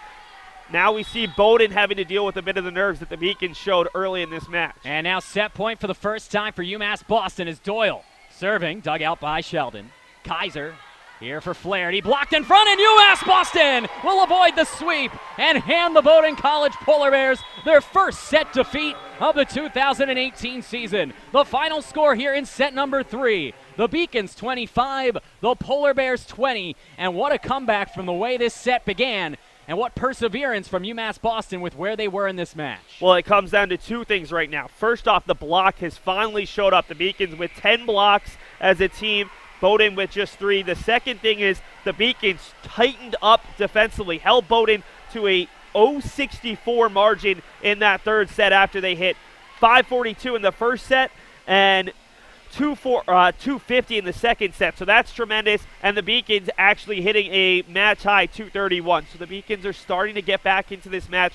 Big thing here for set 4 for both of these sides. How do you start? You can't afford to get into a 5-0, 6-0 hole. Now, the Beacons came back from 5-0 in that third set, but you don't want to do that to yourself or your coach. So see how these two teams respond. UMass Boston has their first high of this match. Bowdoin dealing with that first set loss, but I don't think Bowdoin's going to go down quietly. Let's go to a quick break. When we come back, we'll have the third set highlights as well as a look ahead at what's to come for UMass Boston. It's 2-1 Bowdoin right here on the Beacons Broadcasting Network. The 5-campus UMass system is the university that educates the workforce of Massachusetts. We recognize that we are truly here for a reason, and that recognition inspires us and drives us every single day. Beacons trailing Bowdoin College 2-1, but still alive as we head to the fourth set. Let's take a look at the highlights of set number 3 here on the Beacons Broadcasting Network. And early on, as you said, Seth, the Beacons got off to an inauspicious start, falling behind 5-0. We pick it up 7-5 in set 3 with the Beacons making their way back, and it's the block up front there that got the Beacons within 1. Bowdoin then bouncing back to re-extend their lead to 3 there, getting it right in between a couple of Beacons, including Shepiewska. And then the soft kill here from Kaiser, who continues to dominate up front. But then we saw Tiscareño and company, Eileen Shee and Sarah Doyle bounce back. Well, I love the fact that the Beacons started spreading it out offensively. Shepiewska, 7 kills, 3 kills for Ava Campano, 5 kills for Marcel Tiscareño. They still need Sarah Doyle more involved offensively. She got involved on the block. Of course, she has the 14 kills. The Beacons, though, seen a lot of kills, but also the block, so important to the Beacons' effort, and that was a big one. Campano, one of these freshmen who they're being thrown into the fire because of Rachel Maslak's injury. I mean, the one thing that I will say is Ava Campano is earning herself some extra playing time because she might be the player who loses some time to Rachel Maslak when Maslak comes back from an injury. But Campano is showing that she can play right away, and that's big for UMass Boston, having 2 freshmen in their starting lineup. Sarah Doyle getting that final ace in the highlight. And a great transition for UMass Boston as the Beacons now down 2-1, still alive, heading to set 4. The teams switch sides as in black and white on the left side of your screen are the Polar Bears. In black and blue on the right are the Beacons. Polar Bears begin with service. For the match, Bowdoin is now hitting 234, the Beacons at 215. Beacons with 4 aces to 8 service errors, but no service errors in that third set. Bowdoin had 6 of them. Rather, 4 of them, 10 total for the match. So that was a big reason why the Beacons were able to come away with the victory. And their slow start to a set, but the Beacons showed in the last set, not necessarily how you start. No, it isn't. It's how you finish as the Beacons down 1-0 here in set 4 as Campano, who finished strong in set 3, sees it dug out there by Paul as Kianko kept it alive. That's coming out of bounds. And just like set 3, the Beacons behind early. It's 2-0. But the energy level is there. The communication is there. Carson Comments, one of the Beacons captains, out on the court shouting out instructions. As that service by Kaiser, dug out by Michaela. Far side, and that one is in, they say. What a blast from Tiscareño. as Marcella continuing to excel here on Beaconville. That was right at that back white line. I thought it was a bit deep. So did the entire Bowdoin bench that had quite a few looks of dejection and maybe a little bit of disgust. The Beacons catch a break. Eileen Shee not getting the break there. Shows up for the block, but unable to keep it in. It's 3-1 as Flaherty serving again. She's excelled today in that facet. Comments behind for Campano, who has continued to play better here in the second half of this match. And she gets it. It's 3-2. Nice job by Ava there. There was only one player in the back line as Bowdoin was a little bit out of position, and Campano picked a corner, had a ton of space in that back right corner. Kayla Kiako to serve. Dug out by Paul. Kaiser for Williams, partially blocked up front. Michaela far side. Cheprievska. And they're going to say she was out of bounds. No, I think they don't quite know what infraction Sarah Doyle made, but again, Sarah Doyle needs better sets. That set needs to take Sarah Doyle to the net. Instead, she had to back off of it. And UMass Boston's two setters just need to give their junior middle a little bit better looks to get her going. And that again was Marcela Tiscareño from El Paso, Texas, who gets the kill, and she continues to be one of the leaders both offensively and defensively today as she will check out along with Carson Commons. I mean, I would say Marcel's had the best match for UMass Boston. You expect Eileen Shee to put up big numbers, and she didn't have the greatest start. I believe, they're going to say out? Well, we're from up here. It looked good to me, but then again, a few that went our way didn't, as that is an error by Berch, who has struggled a bit today. Well, I think part of it is, and this is not to take anything away from Sidney, competition level, it's tougher here against Bowdoin. Bowdoin's not going to make some of the same mistakes that some of the other teams have done. She had 6 aces earlier on in the day against Maine Presque Isle. As that one will come out off of both Kianko and Shee. And the Beacons now trailing 6-3.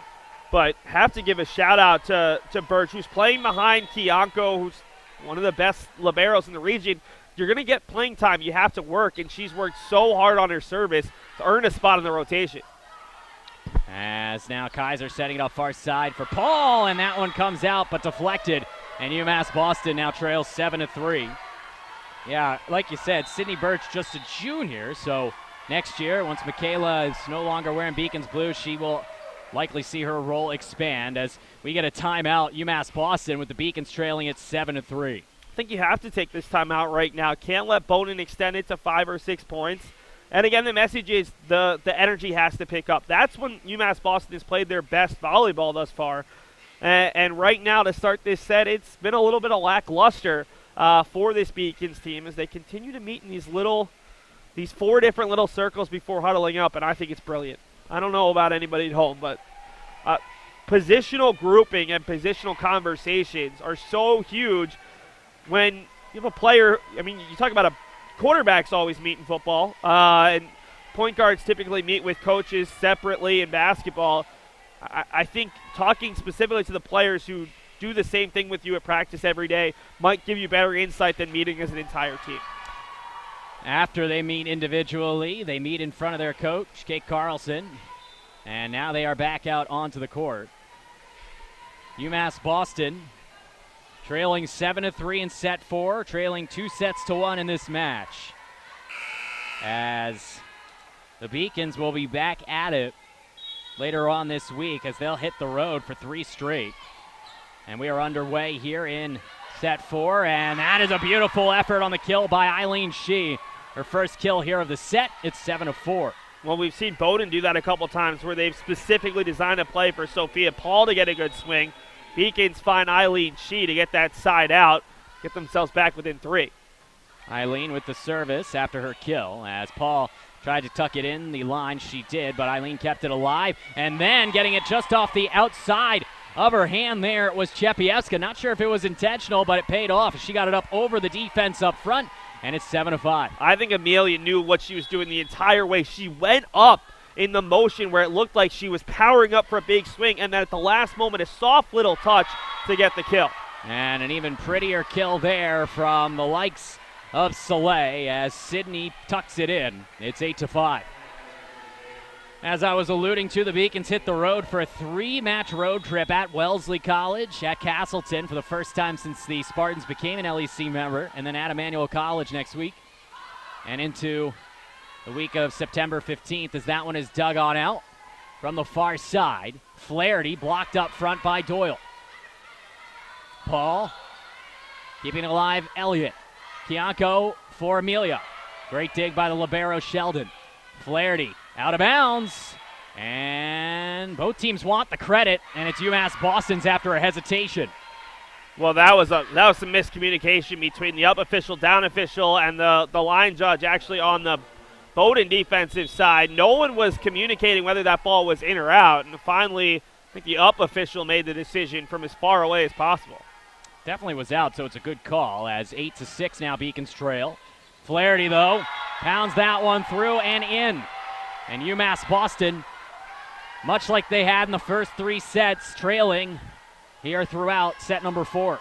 You mentioned that Castleton conference match. That'll actually be the first time that any UMass Boston team faces Castleton in a conference match, the 14th. Also be the first time that one of the Beacons teams has to take what's now one of the worst road trips within the LEC. That one was out, and it is 10-6. As the Beacons fall behind by 4. Castleton, is that Vermont?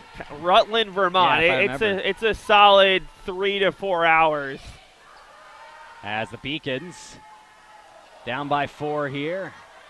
See Kaiser tuck it home. She continues to really excel up front as it's 11-6. Great play from Kate Kaiser. It's just so deceptive. I mean, Sidnee Berch is right there, and she just can't get her hands up in time because it's all one motion. There's no hitch. There's nothing that gives it away. Elliott, near side, Campano, dug out by Sheldon.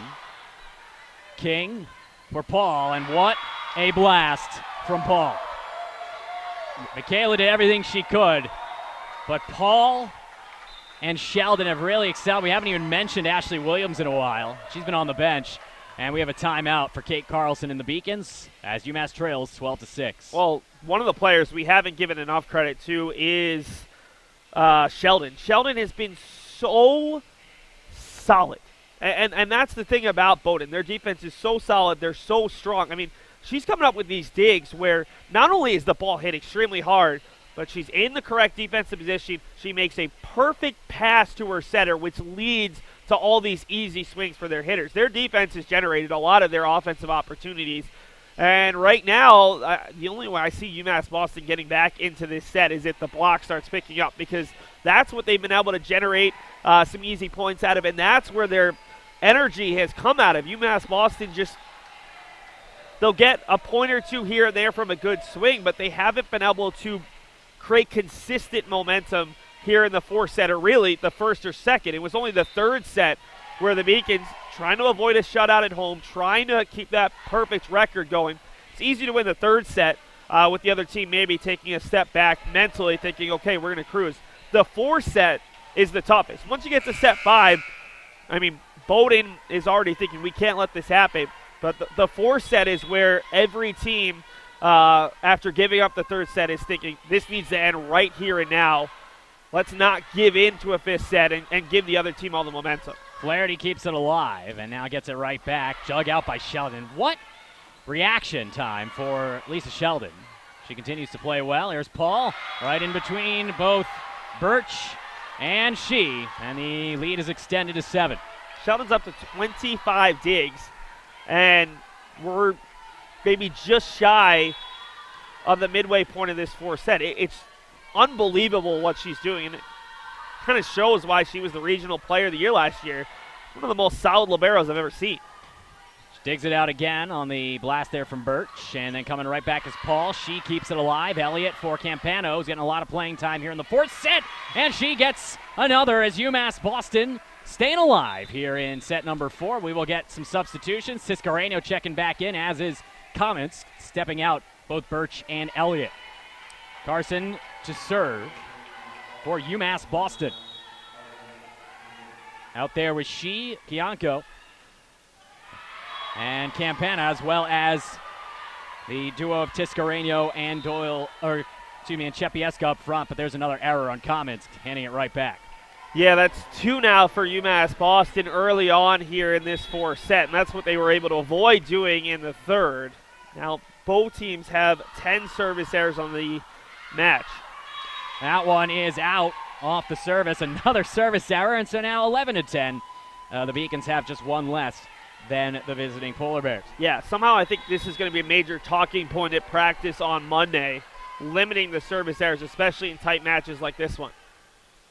Kaiser far side, partially blocked. Up the blast from Flaherty. Near side from Comments for She. Good dig by Sheldon again as Paul goes right back to Sheldon. She gets it over. Ava for Comments. Ooh, Tiscareno just had enough reach to get that one over. Flaherty dug out by Michaela. Near side for She. Punches it and kept alive by Paul. What a volley. And unable to get her mitts on that one. At least not enough to get the ball over the net was Williams. And the Beacons now back within 5. Another point where the Beacons have to work 4, 5, 6, 7 more touches than you expected to potentially get the point. I mean, this Bowdoin team, they're relentless defensively. Kaiser gets it over. Chepieska, Comments, and what a blast there. What else is new? Marcella delivers as Tiscareno puts the Beacons into double digits, down 14-10. It's her 8th kill of the match. She also has 6 blocks, 4 digs, a nice all-around performance from the freshman. Chepieska serving. Far side Flaherty, deflected and out. And so the point to the Polar Bears, 15-10.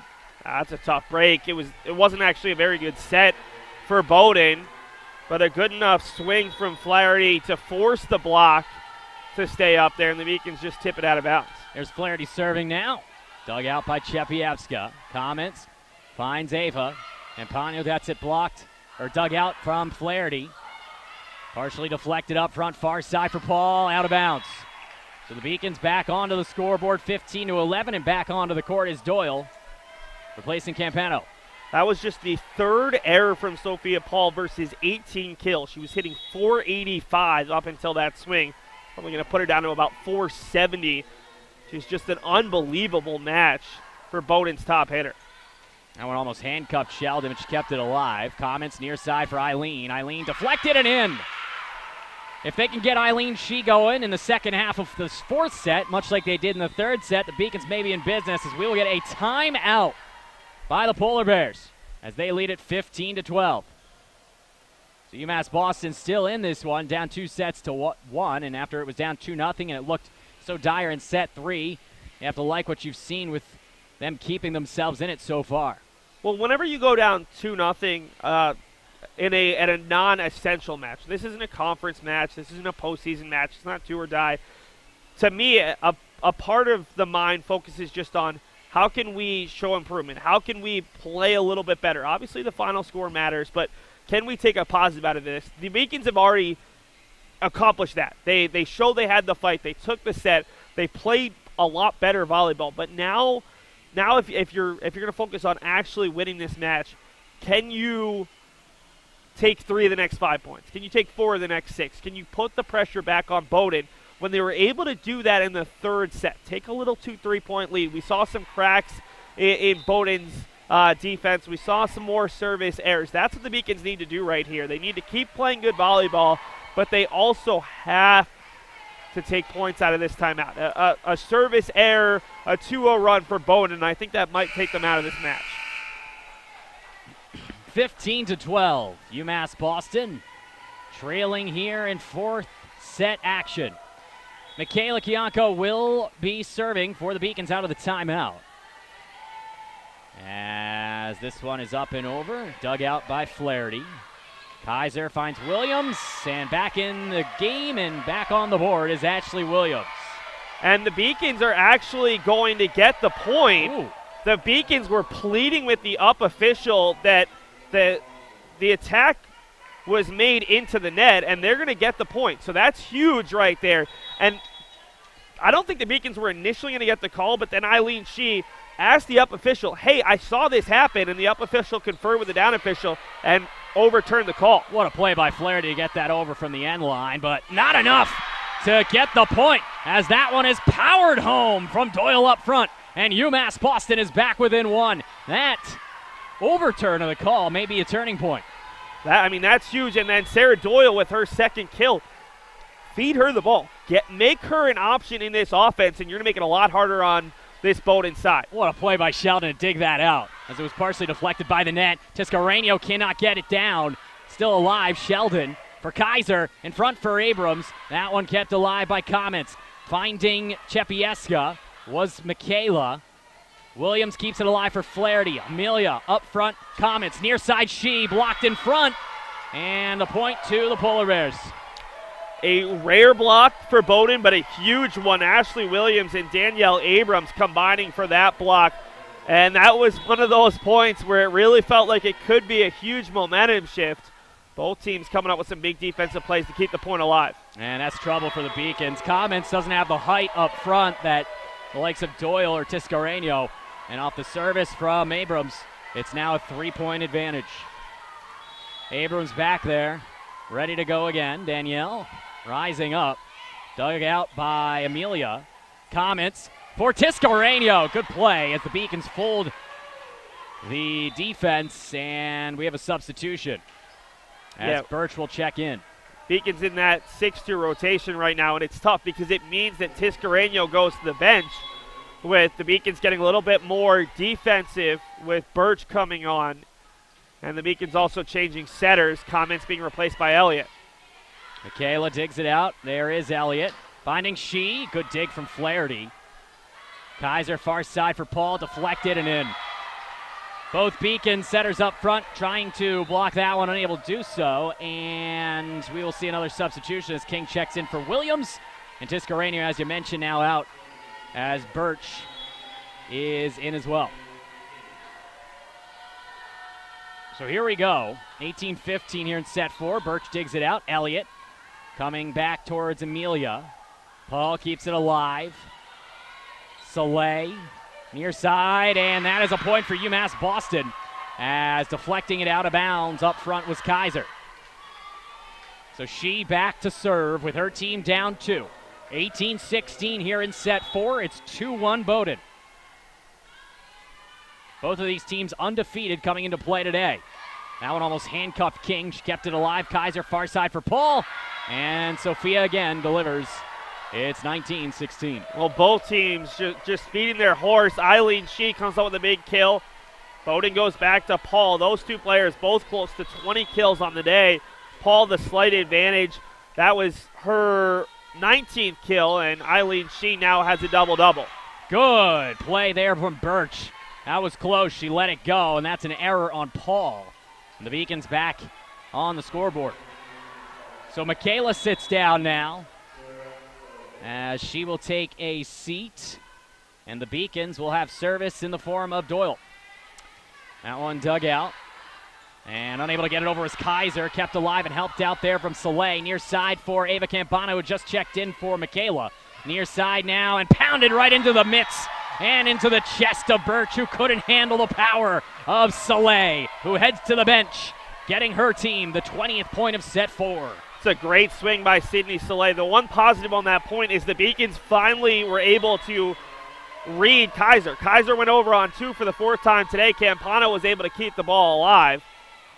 Michaela digs it out far side. Amelia, and that is answering back if you're UMass Boston. Yeah, but right now you can't trade point for point, and that's what the teams have been doing. Bowdoin will take it, leading by 2 here late. Beacons get that change in setter. Tiscareño's back out there. Can UMass Boston find a way to tie or take the lead here? Carson Commons back in as well. She's serving. She began the set as the service specialist, and unfortunately that error could prove catastrophic. I mean, the Beacons now 4 service aces, which is well, I mean, that's what they were averaging a set going into today, and 11 service errors. Too many freebies given to this Bowdoin side, the way Bowdoin is played. Kaiser serving, dug out by Eileen. Comments, setting it up for Tiscareño, kept alive by Paul. Near side for Williams, and the Beacons have no answer for Ashley Williams, who's gotten a chance to get a lot of time on the bench and catch her breath, but when she comes in, she is powerful. I mean, Ashley Williams has actually I mean, we talked about her skills, and she's looked good at points, but she only has 7 kills. That's 4th on the team. That's how good this Bowdoin side is, that Williams, who's a talented hitter, isn't a player they have to rely on to play well. That's an error by Kaiser. 22-19. 3 points away are the Polar Bears, and now 2, as that is another, as at 12 now on the Beacons. Service errors. And 23-19 as the Polar Bears inch closer. The Beacons' big focus is serve tough. That's what they preach. And serving tough means that, yeah, you're going to have some service errors, but you need to be a little bit closer to finding a line there. Chepieska left that one well short. Eileen Shee deflected it in. So Eileen, last gasp here as the Beacons get the point. It's 23-20. Ava will take a seat, replaced out there by Doyle. So the Beacons have Michaela, Chepieska, Comments, Shee, Doyle, and Tiscareno out there. Here's Michaela. Down by 3, and then there's a 13th service error on UMass Boston. And now match point for the visiting Polar Bears. The last 3 Beacons to step to the service line have resulted in service error. So every time the Beacons get that all-important side out, they give it right back. Abrams serving, trying to win it, and she will. Off the mitts of Michaela Kianko, and that's just how the day went for the Beacons' best player, or at least their best defender, as the Beacons go down in 4 sets and are iced by the Polar Bears. The final in set 4, 25-20. The final in this match, Bowdoin 3, UMass Boston 1. And UMass Boston just unable to catch up after a slow start. And as we've been talking about here in the 4th set, a lot of errors that led the way to this loss. Too many errors and just a lack of execution at the end of the 1st and the 4th set. Remember, the Beacons lost the 1st set 25-16, but it was 15-15 at one point. And then here in the 4th set, they had a chance to get back into it late, but the service errors, a bad service reception, and Michaela Kianko did not have her best day. Let's be honest. I mean, she's a player who's capable of playing better than this, and I'm sure she will the next time out against another good Wellesley team. But this Beacons team can learn from this. And honestly, I think Bowdoin can learn from this as well. They lost the set. It'll help them when they get into NESCAC play against some tough competition. But both sides showed a little bit of nerves, and the Beacons just better execution. When you play good teams, you have to execute better. And this shows this Beacons team there's still work to be done as they try to get to be the best UMass Boston side. I mean, it's great to be 5-0, but if you're 5-0 playing teams that are okay, that are middle of the pack, now let's see what you can do against the better team. And the Beacons showed that they're not quite where they need to be, and the big goal is to be there in early November, not here on the 2nd weekend of September. These teams played 9 times between 2011 and 2015, 3 times in NCAA tournament play, and this was an NCAA tournament type of match. The Beacons lose the final 3-1. We're going to go to a commercial break. When we come back, Seth and I will wrap this up with a bow, no pun intended, as Bowdoin triumphs over UMass Boston right here on the Beacons Broadcasting Network. I'm Alexa Capion. I'm from Messina, New York. I'm a junior on the women's ice hockey team, and I'm an exercise health science major. But when I got here, I met Coach Harris, and I saw the facility, and I met a couple of the girls on the team, and I pretty much got a feel of the program, and I knew right away that this is where I wanted to go to school. We have all league games for the rest of the year, so that's going to be a huge test for us. We need those points to hopefully come out with a good standing for playoffs. A couple of highlights from the last couple of years I've been playing was probably last year when we won our first Codfish Bowl. We made history that year. I was really excited to be part of that. I don't have very many goals, but when I do score, it's definitely a big deal. That's a goal. For the past 3 years, we've had Emily. She is a member of the Team Impact program, and that's for children with illnesses that want to be part of a collegiate program. She's great. She comes and watches all of our games. She has her own jersey. She has her own stick. We've got her all this equipment. It's really awesome to have. She gives us a lot of motivation, and she comes in the locker room and talks to us before games, and it's really cool to have her here and be part of our team. When I graduate, I definitely want to go to graduate school, most likely for either athletic training or physical therapy. Our trainers here have definitely given me an insight about what it takes to be an athletic trainer. They're always on top of everything. They always know how to help us and what to do and what not to do. They're always there for us when we need them, and that's given me a lot of help with what I could be doing after I graduate, so that's nice to have them. Psychology is about understanding the individual and understanding the mind and understanding how it affects others. The main reason why I want to combine psychology and business degrees is because I want to understand the business decisions that are made. I'm Nurçin Çelebi. I'm from Turkey originally. I'm a senior at the 5-year BA to MBA program at UMass Boston. Right now I'm doing an internship, so I will be starting to get experience in the field. And on top of that, getting an MBA and adding that business edge to my psychology degree.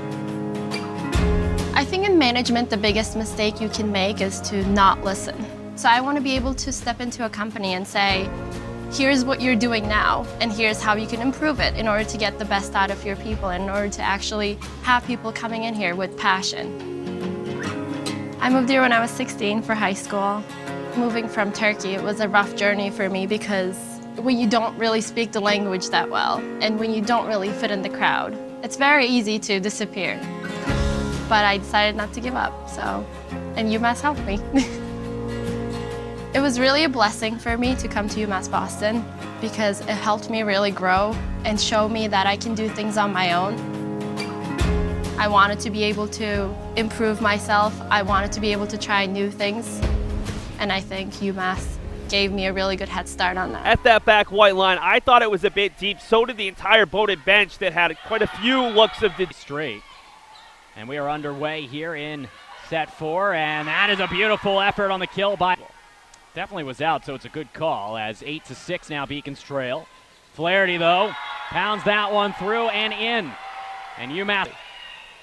Kaiser gets it over. Chepievska, Kaminsk, and what a blast there. What else is new?